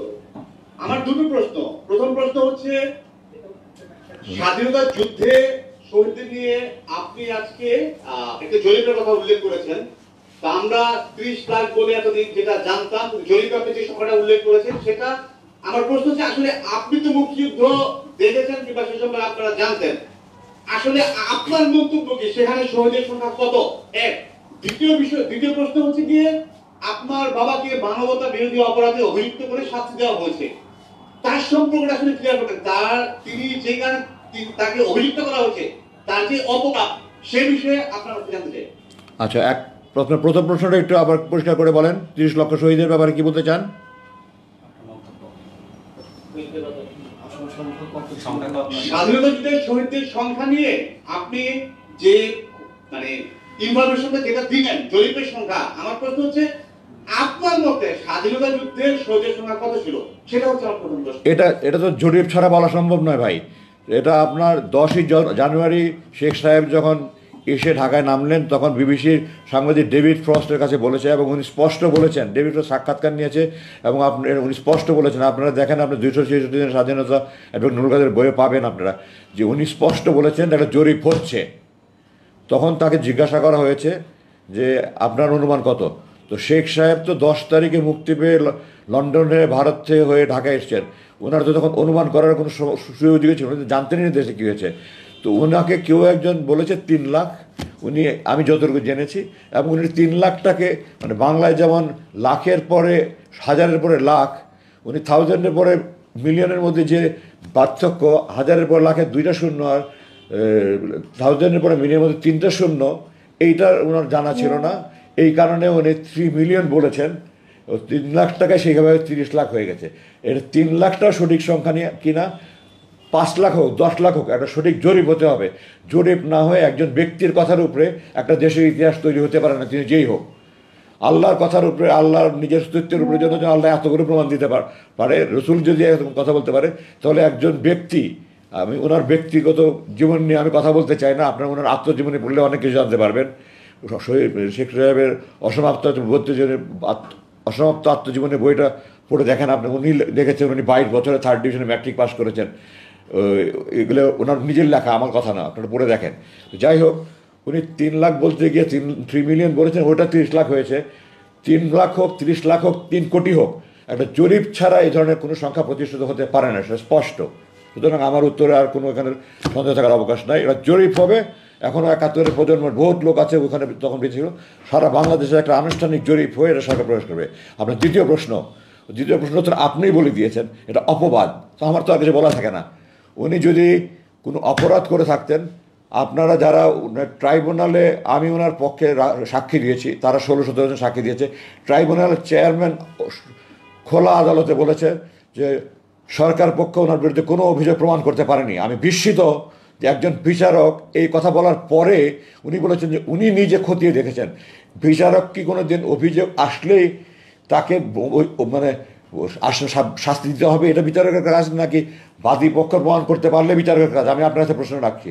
বিচারকের কাজ হলো বাদী পক্ষ যদি প্রমাণ করতে পারে, যদি বাদী পক্ষ প্রমাণ করতে পারে তাহলে প্রমাণ রায় দিবে, না হলে খালাস দিবে। উনি খোলা আদালতে যারা ছিল আপনি জিজ্ঞাসা করে দেখতেন, খোলা আদালতে বলেছে বাদী পক্ষ কিছু প্রমাণ করতে পারেনি, ওনার অভিযোগ প্রণীত হয়নি। কিন্তু উনি এটাও বলেছেন যে ওনারা তদন্ত করে দেখেছেন, কি তদন্ত করেছেন না করেছেন এটা কোনো পরিষ্কার নয় আমাদের কাছে। তো এটার উপর উনি রায় দেওয়া একটা হাস্যকর ব্যাপার। এটা একটা প্রহসনের ট্রাইব্যুনাল, এটার মধ্যে শুধু ইন্টারন্যাশনাল ক্রাইমস ট্রাইব্যুনালের মধ্যে শুধু ইন্টারন্যাশনাল শব্দটাই ইন্টারন্যাশনাল, আর কোনো কিছু ইন্টারন্যাশনাল নয়। আপনার ট্রাইব্যুনালের প্রথম চেয়ারম্যান ছিল যে নাসিম সাহেব, সম্ভবত আমার নামটা যদি ভুল না বলে থাকে, উনি যে স্কাইপ কেলেঙ্কারি করেছে এটা আপনারা জানেন। এবং উনি 91 সালের যখন জামাত বিএনপিকে সমর্থন দিল, আওয়ামী লীগ 3টা মন্ত্রী 7টা মহিলা এমপি পদ অফার করার পরেও তাদেরকে সমর্থন না দিয়ে জামাত বিএনপিকে সমর্থন দিল। তারপরে তারা আওয়ামী লীগ তাদের বি টিম দিয়ে তারা একটা ঘাতক নন-লিমিটেড কমিটিকে প্রতীক বিচার করলে তারা রায় করলো। তখনও কিন্তু তারা ওনাকে যুদ্ধাপরাধী বলেনি, তারা ঘাতক বলেছে, সারা জীবন তারা ঘাতকই বলেছে। হঠাৎ করে তারা 1971-এ 30 বছর পরে কেন তারা এই মুক্তি নাম দিল, যুদ্ধাপরাধের নাম দিল? আমি চাই যুদ্ধাপরাধীদের বিচার হোক। আপনারা কেন 195 জন যুদ্ধাপরাধীকে বিনা অপরাধ মুক্তিতে ছেড়ে দিলেন? শেখ সাহেব যারা পাকিস্তানের অখণ্ড পাকিস্তানের পক্ষে ছিলেন, শেখ সাহেব তাদেরকে দালাল আইন করেছিলেন। কয়েকজনের বিচার করার পরে কোনো সাক্ষ্য প্রমাণ না পেয়ে উনি ওই আইন বাতিল নিজেই করে দিয়ে গেছেন। তারপর স্বাধীনতা এটার পর কী ধরনের তামাশা! আমি তো মনে করি এখানে বিদেশি চক্রের ষড়যন্ত্র আছে। আর ওনার বিরুদ্ধে এত তো প্রচারণা করার পরে ওনার যেই বর্ণাঢ্য জানাজা হয়েছে, এই দেশের মানুষ যে ওনাকে রাজকীয়ভাবে বিদায় করে দিয়েছে, এটা প্রমাণ করেছে এই দেশে উনি ইতিহাসের মুকুটহীন রাজা। আমি দৃঢ়ভাবে বলতে চাই উনি ইতিহাসে বাংলাদেশের না শুধু, উনি একজন সর্বকালের, আমি বলবো না বিবিসি জোর করেছে সর্বকালের, এটা তো তার তামাশা। সর্বকালের ভবিষ্যতের কথা তারা জানে কেমনে? অদৃশ্যের মালিক আল্লাহ, গায়েব ভবিষ্যতের মালিক আল্লাহ। সুতরাং বিবিসি সেই সর্বকালে সর্বশ্রেষ্ঠ বাংলা জরিপ করেছেন, এটা হাস্যকর। তারা ভবিষ্যতের কথা বলতে পারে না, আজকে থেকে 100 বছর পরে কোনো ভালো বাঙালি হবে কিনা। তো বিবিসির মধ্যে তো বলছেন কী করে এই ধরনের টাইটেল দিয়ে তামাশা করে আমি জানি না। কিন্তু আমি দৃঢ়ভাবে বলতে চাই অধ্যাপক গোলাম আজম ইতিহাসের সর্বশ্রেষ্ঠ বাঙালি। উনি একজন মেধাবী ছাত্র, স্কুলে বরাবর ফার্স্ট হয়েছেন, এসএসসি থেকে মাস্টার্স পর্যন্ত উনি মেধা তালিকায় পাশ করেছেন। উনি ডাকসুর জিএস ছিলেন, উনি ফজলুল ভিভে ছিলেন, উনি রাষ্ট্রভাষা পাকিস্তান সরকারের কাছে আনুষ্ঠানিকভাবে উনি প্রথম ব্যক্তি ডাকসুর জিএস হিসাবে উনি পাকিস্তানের প্রধানমন্ত্রীর কাছে লিয়াকত আলী খানের কাছে ঢাকা ইউনিভার্সিটি বিশ্ববিদ্যালয়ের জিমনেশিয়ামের মাঠে ছাত্র জনতার তুমুল করাতেন। উনি মেমোরেন্ডাম পেশ করেছেন। উনি ভাষা আন্দোলনের করতে গিয়ে 52 সালে জেল খেটেছেন, 48 সালে জেল খেটেছেন, 55 সালে ওনাকে জেল কাটা হয়েছে, ওনাকে চাকরি থেকে বহিষ্কার করা হয়েছে। তো ওনার অবদান এই দেশে গণতন্ত্র নেই। উনি যে 1951 সালে আপনার বিএনপি জামাত যদি বিএনপি আওয়ামী কাউকে মানে কোনো সমর্থন না দিত তাহলে এই দেশটা গণতান্ত্রিক ক্রাইসিস হয়ে যেত। এই গণতন্ত্র থেকে উত্তরণের জন্য উনি বিনা শর্তে বিএনপিকে সমর্থন দিয়েছেন। অধ্যাপক গোলাম আজমের অবদান দেশের রাজনীতিতে একদিন মানুষ এখন না বুঝলে বুঝবে। উনি ইতিহাসে শুধু সর্বশ্রেষ্ঠ বাংলাদেশের নামে বলবো, উনি যে সর্বশ্রেষ্ঠ বাংলাদেশে, ওনার মতো মেধাবী, ওনার মতো দূরদর্শী, ওনার মতো প্রাজ্ঞ এই দেশে আমরা অভাগা জাতি। আমার বাবা বলে বলছেন আমরা অভাগা জাতি, যে চোর বাটপার গুন্ডা বদমাশ এদেশ লুটপাট করেছে, এদেশ রাজনীতি করেছে, এই দেশ ক্ষমতায় থেকেছে। ওনার মতো একজন সৎ খাঁটি দেশপ্রেমিক ব্যক্তি এই দেশের মানে মানুষ আমরা সেবা পেলাম না ওনার। আপনি নিজে উত্তর দিয়েছেন এগুলো সব অপবাদ। যারা ওনার অপবাদ করেছে ওনার জানাজা, ওনার এদেশে ইতিহাস পৃথিবীতে সারা পৃথিবীতে প্রায় 4000 জানাজা, কাবা শরীফের পর্যন্ত 100-এর মতো জানাজা হয়েছে। এই দেশের ইতিহাসে কেন, পৃথিবীর ইতিহাসে এত বড় জানাজা হয়েছে কেন আমি জানি না। ওনার লাশ নিয়ে যে বর্ণাঢ্য র্যালি হয়েছে, পৃথিবীর ইতিহাসে এরকম বড় র্যালি হয়েছে কিনা আমি জানি না। এটার মাধ্যমে যারা ওনার বিরুদ্ধে অপবাদ, তাদের গালে একটা জুতার বাড়ি লাগা উচিত কথা। তাদের এরপরে তার মুখ খোলারই কথা না ওনার বিরুদ্ধে।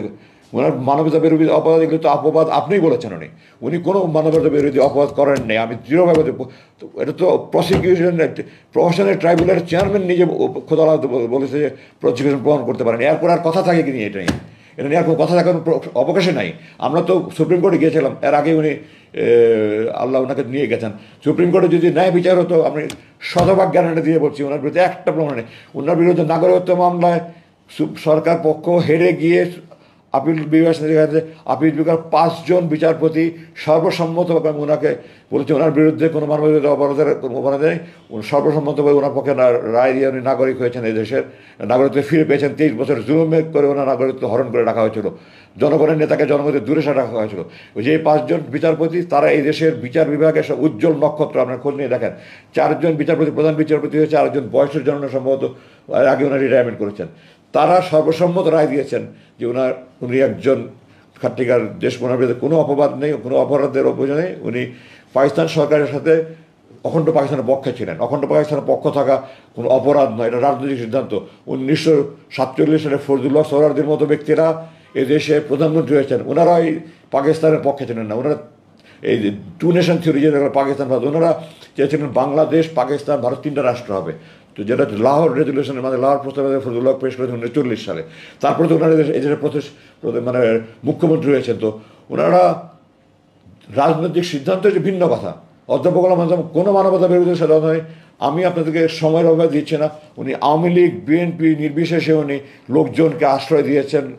ওনার কাছে যারা ছুটে এসেছে আমি একজনের উদাহরণ দিই, শেখ সাহেবের আপন ভগ্নিপতি, আমার নামটা মনে, ওনার ভাই, যা শেখ সাহেবের ভগ্নিপতির ভাই থেকে এটা ইউটিউবে আপনার সার্চ দিলে পাবেন, সাইফুদ্দিন চৌধুরী, সূর্য মেয়ে নাম, উনি নিজে এটা একটা ওনার ভিডিও ক্লিপ আছে যে উনি আমাদের ওনাকে ধরে নিয়ে গেছিলো পাকিস্তান আর্মি। ওনার স্ত্রী আমার বাসায় এসে আমার বাবাকে বলেছেন, আমার বাবার সাথে সাথে পাকিস্তান সেনা কর্তৃপক্ষের সাথে যোগাযোগ করেছে, ওনাকে কাকরাইমার টিপটপ লন্ড্রির সামনে ওনাকে গাড়িতে ধাক্কা মেরে ফেলে দিয়েছে যে কোন গোলাম আজম তোর নামে সুপারিশ করে তোকে ছেড়ে দিলাম। উনি ওখান থেকে সোজা আমাদের বাসায় এসছে, আব্বার কাছে বলেছে, এবং উনি খুব অসহায়ের মধ্যে বলেছে আমার 5টা মানে যুবতী মেয়ে, সবচেয়ে ছোটো মেয়ে তখন ক্লাস 9-এ পড়ে, বাকিরা কলেজ ইউনিভার্সিটিতে পড়ে, আর ছোটো একটা ছেলে, আমি খুব অসহায় অবস্থায়। এবং উনি ওনার পরিবার, উনি ওনার স্ত্রী, 5 মেয়ে 1 ছেলে আমাদের বাসায়, আমরা জায়গা দিয়েছি, আমাদের বাসায় মাসের পর মাস থেকেছে, আমাদের বাসায় থাকা খাওয়ার ব্যবস্থা ওনাদের ব্যবস্থা করে যতদিন থাকতে চেয়েছে ওনারা থেকেছে। উনি দলমত নির্বিশেষে যেই ওনার কাছে এসছে উনি তাদের সাহায্য করার চেষ্টা করছে। ওনাকে যারা কুচক্রী মহল, বিদেশি প্রভুদের ইঙ্গিতে ইশারায়, অর্থ লোভে তারা বিদেশিদের মাস্টার রোলে আছে, তারা এই সমস্ত লোকজন এবং তাদের দোসররা, তাদের দালালরা এই সমস্ত কথা বলে, কোনো প্রমাণহীন কোনো এগুলো অপবাদ। আপনার এক কথায় আপনিই বলে দিয়েছেন, সুতরাং এ কথা নিয়ে আর কোনো প্রশ্ন আসে না। এগুলো সমস্ত অপবাদ, মিথ্যাচার, নির্লজ্জ মিথ্যাচার। তাদের তো এখন আর এগুলো মুখে আনারই কথা নেই। জানাজার পরে দেশের মানুষ ওনাকে ইতিহাসে বাংলাদেশের মুখহীন রাজা বানিয়ে বিজয় দিয়েছে, ওনাকে এদেশের মানুষের মাথায় উঠিয়ে রাখা উচিত। ধন্যবাদ। আসসালামু আলাইকুম, আমি নাজমুল হাসান সাগর, দৈনিক সীমান্তের পত্রিকার অপরাধ বিষয়ক সাংবাদিক। আপনার কাছে আমার 3টি প্রশ্ন। একটা হচ্ছে আপনাকে কেন আয়না ঘরে আটকে রাখা হয়েছিল? আপনার নানান জিজ্ঞাসাবাদ করা হয়েছে, সেখান থেকে আপনার কি মনে হয়েছে যে আপনাকে কেন সেখানে আটকে রাখা হয়েছিল? 1 2 হচ্ছে যে আপনি বলেছেন জাতীয় সংগীতটা পরিবর্তন করা দরকার এবং সংবিধানটা পরিবর্তন করা দরকার। আপনি এই দুটো জিনিস পরিবর্তনের পিছনে কারণটা বলেছেন।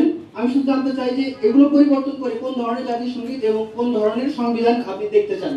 3 আপনাকে যে অন্যায়ভাবে 8 বছর আটকে রাখা হয়েছিল, এটার ব্যাপারে আপনি কোনো আইনি পদক্ষেপ নেবেন কিনা? সেই সাথে জানতে চাই যে আপনি রাজনীতিতে সক্রিয় হচ্ছেন কিনা। ধন্যবাদ।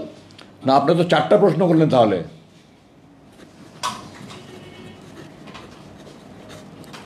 আচ্ছা, আমি আপনার একটা একটা করে জবাব দিয়েছি। আপনার প্রথম প্রশ্নের জবাব কিন্তু আমি প্রথমেই বলেছি, আমাকে আটকে রেখেছিল 2টা কারণে। 2টা কারণে। 1 আমার পৈতৃক পরিচয়, তার চেয়ে বড় কারণ আমার মনে করেন জামাত ইসলামের আরও অনেক নেতার ছেলে আছে, আর কাউকে এইভাবে আটকে রাখেনি। মীর কাসেম আলী সাহেবের ছেলে, সে তার বাবার বিরুদ্ধে মামলার বিরুদ্ধে সে সোচ্চার ছিল ব্যারিস্টার হিসেবে, এটার জন্য তাকে কিন্তু জামাত ইসলাম আরও অন্য কোনো নেতার ছেলে কিন্তু আটকে রাখেনি। তাদের বড় ভয় ছিল আমি ভারতের বিরুদ্ধে এত সোচ্চার, এটা তাদের বড় ভয়। তা আমি এখনও বলছি, আমি যে খাঁটি দেশপ্রেমিক হিসেবে এখনও বলছি, আমি সৎ প্রতিবেশী বন্ধু চাই, কিন্তু যে বন্ধু আমার ক্ষতি করে তাকে আমি শত্রু ছাড়া বন্ধু ভাবতে পারি না। শুধু আমি যতদিন ভারত বন্ধুসুলভ আচরণ করবে আমি তাকে বুকে জড়িয়ে ধরবো, কিন্তু ভারত যদি শত্রুর মতো আলোচনা করে আমি তাকে শত্রুই ভাববো এবং আমি তাকে শত্রুই বলে যাব, এবং এটাই আমার মূল অপরাধ। এবং ওখানকার নিচের লেভেলে আমাকে একজন বলেছে আপনি বিদেশি শক্তির গভীর ষড়যন্ত্রের শিকার। আমি তার পরিচয় জানি না, মুখ তো এইভাবে ঢাকা থাকে, কিন্তু আমাকে গোপনে বলেছে। এবং আমি দৃঢ়ভাবে, আমাকে তারা নাহলে জিজ্ঞাসা করবে কেন আপনি ভারতের বিরুদ্ধে এত সোচ্চার কেন, এবং এই একটা প্রশ্ন করার সময় খুব ক্ষুদ্রভাবে প্রশ্ন করছে। তো আমার কোনো সন্দেহ নাই এটাতে যে আমার মূল অপরাধ আমি বিরোধের বিরুদ্ধে সোচ্চার, আমার মূল এটা হলো। দ্বিতীয়ত আমার বাবার পরিচয়, এ দুটা মিলে আমাকে আচ্ছা সংবিধান এবং জাতীয় সঙ্গীত, আমি জাতীয় সঙ্গীত আমি সরকারের উপরে ছেড়ে দিলাম, কিন্তু এই জাতীয় সঙ্গীত যেটা আছে আমাদের, এটা আমাদের স্বাধীন বাংলাদেশের অস্তিত্বের পরিপন্থী। আমি পরিষ্কার করে বলেছি, এটা দুই বাংলা এক করার জন্য এই জাতীয় সঙ্গীত এইটা রবীন্দ্রনাথ রচনা করেছিল বঙ্গভঙ্গ রদ আন্দোলনের সময়। গড়ের মাঠে সে এটা প্রথম উপস্থাপন করে, কলকাতা গড়ের মাঠে। তো যেই সঙ্গীত দুই বাংলা এক করার জন্য সঙ্গীত, এটা কি করে স্বাধীন বাংলাদেশের জাতীয় সঙ্গীত হতে পারে? এটা 1971 সালে ভারত আমাদের উপর চাপিয়ে দিয়েছিল এবং আমাদের অস্থায়ী সরকার প্রগতির হুকুমে এটা মেনে নিয়েছিল। এটা পরিবর্তন হওয়া দরকার। কোনটা হওয়া দরকার এটা নিয়ে সরকার কমিটি করুক। অনেক সুন্দর সুন্দর গান আছে আমাদের ধনধান্যে পুষ্পবাহার একটা সুন্দর গান আছে, এমন দেশটি কোথাও খুঁজে পাবে না একেবারে। তারপরে খাটিয়ে শোনার চেয়ে খাটিয়ে আমার দেশের মাটি একটা আছে, প্রথম বাংলাদেশ আমার শেষ বাংলাদেশ একটা গান আছে। যে বাংলা যেটাই হোক আমার কোনো আপত্তি নাই। আমার আপত্তি হলো বাংলাদেশকে তুলে ধরার জন্য এই জাতীয় সঙ্গীত বাংলাদেশের রাজীন্দ্রনাথ অস্তিত্বের পরিপন্থী, এটা বাদ দিয়ে সরকার একটা কমিটি হলো দেশপ্রেমিক সাংবিধানিক যে কমিটিভাবে সরকার ভালো মনে করে তাদেরকে যে কমিটি করে জাতীয় সঙ্গীত নতুন করে তৈরি করা উচিত। আর সংবিধান পরিবর্তনের জন্য তো এটা বিরাট ব্যাপার। সংবিধানটা মানবাধিকার পূর্ণ নিশ্চিত করতে হবে। সংবিধানে সশস্ত্র বাহিনীর সদস্যদের আইন তাদের বিরুদ্ধে অন্যায় হলে আইনের আশ্রয়ের কোনো সুযোগ নাই, এটাকে বাতিল করতে হবে। সশস্ত্র বাহিনীর সদীপ এখন আমার ধারণা মধ্যে 2 লক্ষের অধিক হবে, আরও অনেক বেশি হবে। আমি যখন নিয়ে গেছে তখন 2 লক্ষ, এর মধ্যে অনেক বৃদ্ধি পেয়েছে। তো আমরা কি মানুষ না? সশস্ত্র বাহিনী এই যে শত শত অফিসারকে তাদেরকে বরখাস্ত করেছে, তারা কি মানুষ নয়? তো তাদের কোনো মানবাধিকার নেই? আমি ডক্টর কামাল হোসেনকে একবার প্রশ্ন করেছিলাম কোনো এক ফোরামে যে আপনি মানবাধিকার কথা বলেন, অথচ আপনার সংবিধান সেনাবাহিনীকে এত সদস্যকে আপনি মানব মনে করেন না, তাদের কেন আইনের আশ্রয় নেওয়ার অধিকার নেই? উনি কোনো সদুত্তর দিতে পারেন নাই আমাকে। তো এই সমস্ত মানবাধিকার পরিবর্তে যত আইন আছে এগুলি বাতিল করে নতুন করে সংবিধান সংবিধানে এদেশের সকল ধর্মগোত্র নির্বিশেষে সকলের আবেগের প্রতিফলন হবে। আর যেহেতু আমরা মুসলিম দেশ, এখন 90 ভাগ, কেউ বলেন 92 ভাগ, কেউ 93 ভাগ, যতই হোক 90+ মুসলমান, এই মুসলমানদের একটা আল্লাহর আইনের বিরোধী কোনো আইন সংবিধানে থাকতে পারবে না। ওখানে আমাদের সংবিধানে একটা কথা আছে, জনগণ সার্বভৌমত্বের মালিক। জনগণ সার্বভৌমত্বের মালিক নয়, সার্বভৌমত্বের মালিক একমাত্র আল্লাহ। জনগণ যদি এখন আইন পাশ করে মদ খাওয়া হালাল, তাহলে কি মদ খাওয়া হালাল হয়ে যাবে? যদি এমপিরা 300 এমপি মিলে পাশ করে মদ খাওয়া হালাল, তাহলে কি আপনি মদ খাওয়া হালাল বলবেন? আল্লাহর আইনের বিরোধী কোনো আইন পাশ হতে পারে না, জনগণ সার্বভৌমত্বের মালিক হতে পারে না। সুতরাং সংবিধানে এটাও ইনক্লুড করতে হবে, আল্লাহর আইনের পরিপন্থী কোনো আইন এই সংবিধানে যেন সংসদের কোনো অধিকার থাকবে না। এই ধরনের একটা আইন সংযোজন করে একটা আমাদের মুসলিম চেতনার আইন, মুসলিম চেতনা প্রতিফলন করে একটা আইন এখানে সংবিধান সংযোজন করে নতুন করে করবে। আমি তো সংবিধান বিশেষজ্ঞ নই, যারা বিশেষজ্ঞ আছেন তাদেরকে যে উচ্চ পর্যায়ের কমিটি করে করা হোক। আমার ব্যাপারে জানতে চেয়েছেন যে আমি আইনি প্রক্রিয়া নিব কিনা। আমাকে সেনাপ্রধান নিজে, আমি বলতে চাই, সেনাপ্রধান নিজে একটা কমিটি করেছেন এবং উনি নিজে আমার সাথে দেখা করে বলেছেন। এবং আমি আমার চাকরিতে এত উঁচু পর্যায়ের কোনো কমিটি দেখিনি, এমনকি বিডিআর হত্যাকাণ্ডে যে সেনাবাহিনী কমিটি, সেটাও অত উঁচু পর্যায়ে ছিল না। একজন লেফটেন্যান্ট জেনারেলের নেতৃত্বে, একজন মেজর জেনারেল, 3 জন ব্রিগেডিয়ার জেনারেল, 5 জনের সমন্বয়ে একটা কমিটি করেছেন। তাদের সাথে অলরেডি আমার 4 ঘন্টার মিটিং হয়েছে, অনেক ফলপ্রসূ আলোচনা হয়েছে এবং তারা আমাকে আল্লাহর নামে শপথ করে বলেছে তারা অনুরাগ বা বিরাগের বশবর্তী না হয়ে তারা সত্য উদ্ধারণ করবে। আমি দৃঢ়ভাবে বিশ্বাস করি সেনাপ্রধান আমাকে এই কমিটি মিলে তারা সত্য উদ্ধারণ করবে এবং আমি বিশ্বাস করি তারা এটা যথাযথ ব্যবস্থা করবে। এবং এটার বিরুদ্ধে তারপরে উনি সেনাবাহিনী আইনগত সেনাবাহিনী আভ্যন্তরীণ ব্যবস্থা করার পরে আমি চিন্তা করব যে এটা তো সেনাবাহিনী এটা করেনি, এটা প্রথম কথা। সরকার কোনো একটা বাহিনী দিয়ে করেছে, কোন বাহিনী করেছে এটা প্রশ্ন। এখন সরকার বিভিন্ন বাহিনী ছিল, আপনারা জানেন। জেনারেল হাসিনুর রহমান, কর্নেল হাসিনুর রহমান সম্ভবত 2 বছর আগে না 3 বছরের মুক্তি পেয়ে সে সম্ভবত আমাকে বলেছে যে সে ডিজিএফআইয়ের আয়না করে আমাকে দেখেছে। আমি জানি না, আমি তাদেরকে বলেছি তোমরা ফাইন্ড আউট করো। এবং সেটা প্রধান আমাকে কথা দিয়েছেন যদি সে ডিজিএফআই করে থাকে তাহলে উনি অবশ্যই সংশ্লিষ্ট অফিসারদের বিরুদ্ধে আইনগত ব্যবস্থা নেবেন। তো আমি স্পষ্ট করে বলতে চাই, ডিজিএফআই কিন্তু সেনাবাহিনীর অধীনস্থ কোনো, এটা 3 বাহিনীর একটা সংগঠন। এটা সরাসরি প্রধানমন্ত্রীর অধীনে, সেনা প্রধানের কোনো নিয়ন্ত্রণ নাই এই বাহিনীর উপরে, নৌবাহিনী প্রধান, বিমানের কারো নিয়ন্ত্রণ নাই। এটা 3 বাহিনীর অফিসারদের বা বিভিন্ন পদের সৈনিকদের সমন্বয়ে এটা গঠিত একটা সংগঠন, কিন্তু সরাসরি প্রধানমন্ত্রী, সামরিক উপদেষ্টা এবং ডিজিএফআই এই হলো চ্যানেল। সুতরাং এটার সাথে আপনার সেনাবাহিনীকে জড়িত করবেন না, প্লিজ সেনাবাহিনীকে বাইরে রাখেন।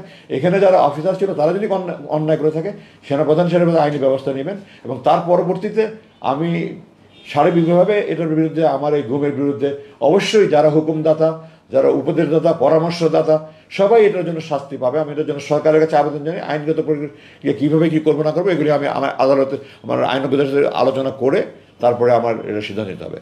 আপনি একটা প্রশ্ন এখানে করেছেন, 3টা প্রশ্ন করবো। আপনার চতুর্থ প্রশ্ন ছিল যে আমি রাজনীতিতে সম্পৃক্ত হবো কিনা। আমি এখনও চিকিৎসাধীন, এই সমস্ত নিয়ে আমি এখনও কোনো চিন্তাভাবনা করিনি।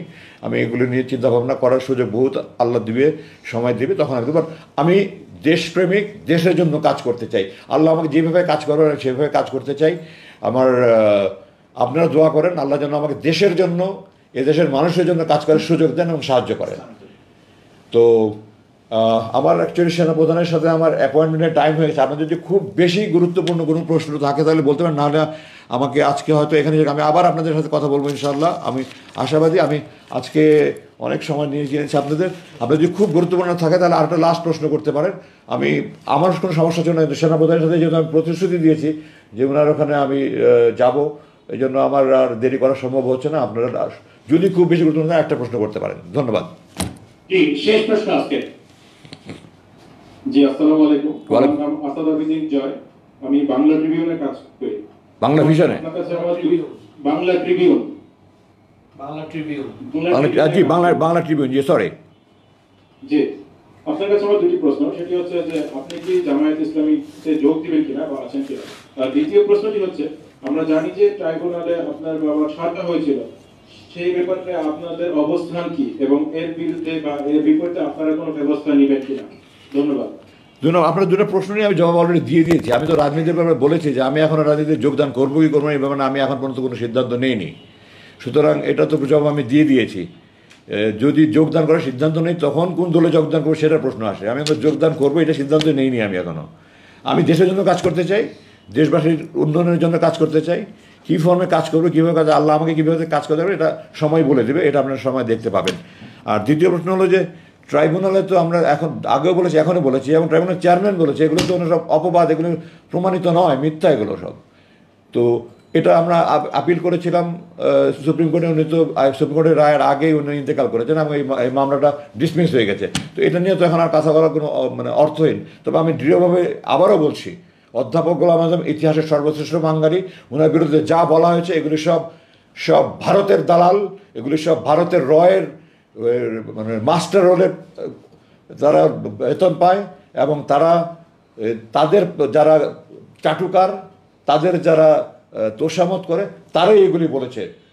খাটিকার দেশপ্রেমিক যদি বলতো ওনার জানাজা ইতিহাসের বৃহৎ জানাজা হতো না। 5-7 লাখ জানাজা হয়েছে। মানুষ যেভাবে চোখের পানি ধরে বিদায় দিয়েছে, পৃথিবীর ইতিহাসে এরকম নেই। যদি উনি অন্যায় করতেন, অপরাধ করতেন, কোনো অপরাধীর অন্যায়ের এই ধরনের জানাজা হতে পারে না। সারা পৃথিবী 4,000-এর মতো জানাজা হয়েছে, এটা হতে পারে না। আমেরিকায় 100-এর উপরে হয়েছে, সব মাক্কাতে 100-এর উপরে জানাজা হয়েছে। এই ভালো খারাপ মানুষ হলে আমি এখানে বলতে চাই না যে আপনার বই পড়ে দেখেন 3টি সামরিক অভ্যুত্থান না বলা কিছু কথা, কর্নেল হামিদ, কৃতি রানী হামিদ দাবারু, কৃতি দাবারু রানী হামিদের স্বামী, ফুটবলার কাঁথা হামিদের বাবার লেখা বই 3টি সামরিক অভ্যুত্থান না বলা কিছু কথা। আপনারা দেখেন শেখ সাহেবের জানাজায় 17 জন না 18 জন মাত্র লোক হয়েছে। তো একজন যদি মানুষ খারাপ মানুষ হয়, আল্লাহ কোনোদিন তার জানাজা, মানুষ যেভাবে কেঁদেছে আপনার জানাজা দেখেন, ওটাই আপনাদের উত্তর বলে দেবে, আমার কিছু বলতে হবে না। উনি একজন আমার দেখা উনি শ্রেষ্ঠ মুসলমান মানুষ, আমার দেখা উনি শ্রেষ্ঠ মুত্তাকি মানুষ, উনি ফেরেশতা তুলবেন। আমরা অভাগা জাতি ওনার খেদমত পেলাম না, এটা আমাদের দুর্ভাগ্য। আমার বাবা বলে বলছি না, আমি ওনাকে কাছে থেকে সারাটা জীবন দেখেছি। আমি একজন মানুষ হিসাবে বলছি, আল্লাহর নামে কসম করে বলছি, আমি অনুরাগের বশবর্তী আবেগের বশবর্তী কথা বলছি না, আমি একটা মানুষ হিসাবে বলছি। আপনারা যারা ওনাকে ব্যক্তিগত চেনেন তাদের কাছে জিজ্ঞাসা করে দেখেন। আর নাহলে এত প্রচারণা করে এত বড় জানাজা হবে কেন আমাকে আপনারা বলেন। সুতরাং এটা অবান্তর ইস্যু। এখন উনি ইন্তেকাল করেছেন এবং এই দেশের মানুষ প্রমাণ করে দিয়েছে যে এই দেশের মুকুটহীন রাজা, উনি ক্ষমতার লোভ নেই, মোহ নেই। উনি বহুবার মন্ত্রী, পাকিস্তানে উনি 2বার মন্ত্রী হওয়ার সুযোগ ছিল। 91 সালে উনি মন্ত্রী হয়ে সামরিক সমাজের সমর্থন দিতে পারতেন। উনি 2001-2000 সালে মন্ত্রী হতে পারতেন। উনি কোনোবারে মন্ত্রী হয়নি। উনি প্রতিবারই বলেছে আমি সরকারে থাকলে সরকারের অন্যায় আমি সমালোচনা করতে পারবো না, এই জন্য আমি সরকারের অংশ হয়ে কখনো থাকতে চাই না। নাহলে ওনার 4বার সুযোগ ছিল, উনি মন্ত্রী হননি। 1969 সালে আইএমের পতনের পরে ইয়াহিয়ার ক্ষমতা নিল, মন্ত্রী করলেন মোমেনায়েম খানকে সরিয়ে এম এন হুদালাম এক ভদ্রলোকে উনি মন্ত্রিত্বের শপথ নিয়ে আমাদের বাসায় এসে আব্বাকে অনুরোধ করেন আপনার যে কোনো মন্ত্রণালয়ে আপনি আমাকে সাহায্য করেন। আব্বা ওনাকে বিনয়ের সাথে বলেছেন যে আমি সরকারের অংশ হয়ে গেলে আমি সরকারের অপকর্ম সমালোচনা করতে পারবো না, আপনারা ক্ষমা করবেন। উনি ক্ষমতার অংশ হয়নি। তো আশা করি আপনি আপনার প্রশ্ন পেয়ে গেছেন, উত্তর পেয়ে গেছেন। ধন্যবাদ। তো আপনাদের কাছে আমি আজকে বিদায় চাই। আমার সেনাপ্রধান আচ্ছা আমি আচ্ছা ধন্যবাদ। আমার সেনাপ্রধানের 1টার মধ্যে পৌঁছার জন্য আমি বলেছিলাম, এখন তো দেরি হয়ে যাবে, ওনাকে ফোন করে দুঃখ জানিয়ে আমি এখনই রওনা হতে হবে। আপনারা দোয়া করেন আমার জন্য। আমি আপনাদের কাছে, সমস্ত দেশবাসীর, সমস্ত বিশ্বের সমস্ত বাঙালি মুসলমানদের কাছে, সমস্ত মুসলমানদের কাছে আবেদন জানাই যত অন্যায় জুলুম যেখানে যা হচ্ছে সেগুলোর যেন প্রতিকার হয়। আমাদের দেশ যেন আমরা সুখী সমৃদ্ধি বাংলাদেশ সবাই ঐক্যবদ্ধভাবে গড়ে তুলতে পারি। আসুন আমরা সবাই মিলে কাজ করি। আমি আমার জান দেওয়ার জন্য প্রস্তুত আছি। আমার পরিবারের পক্ষ থেকে, আমার সবাই পক্ষ থেকে আমি বলছি আমরা আমাদের জাগরিত আমরা করবো ইনশাআল্লাহ। এই প্রতিশ্রুতি দিয়ে আমার বক্তব্য শেষ করছি। ধন্যবাদ। আসসালামু আলাইকুম।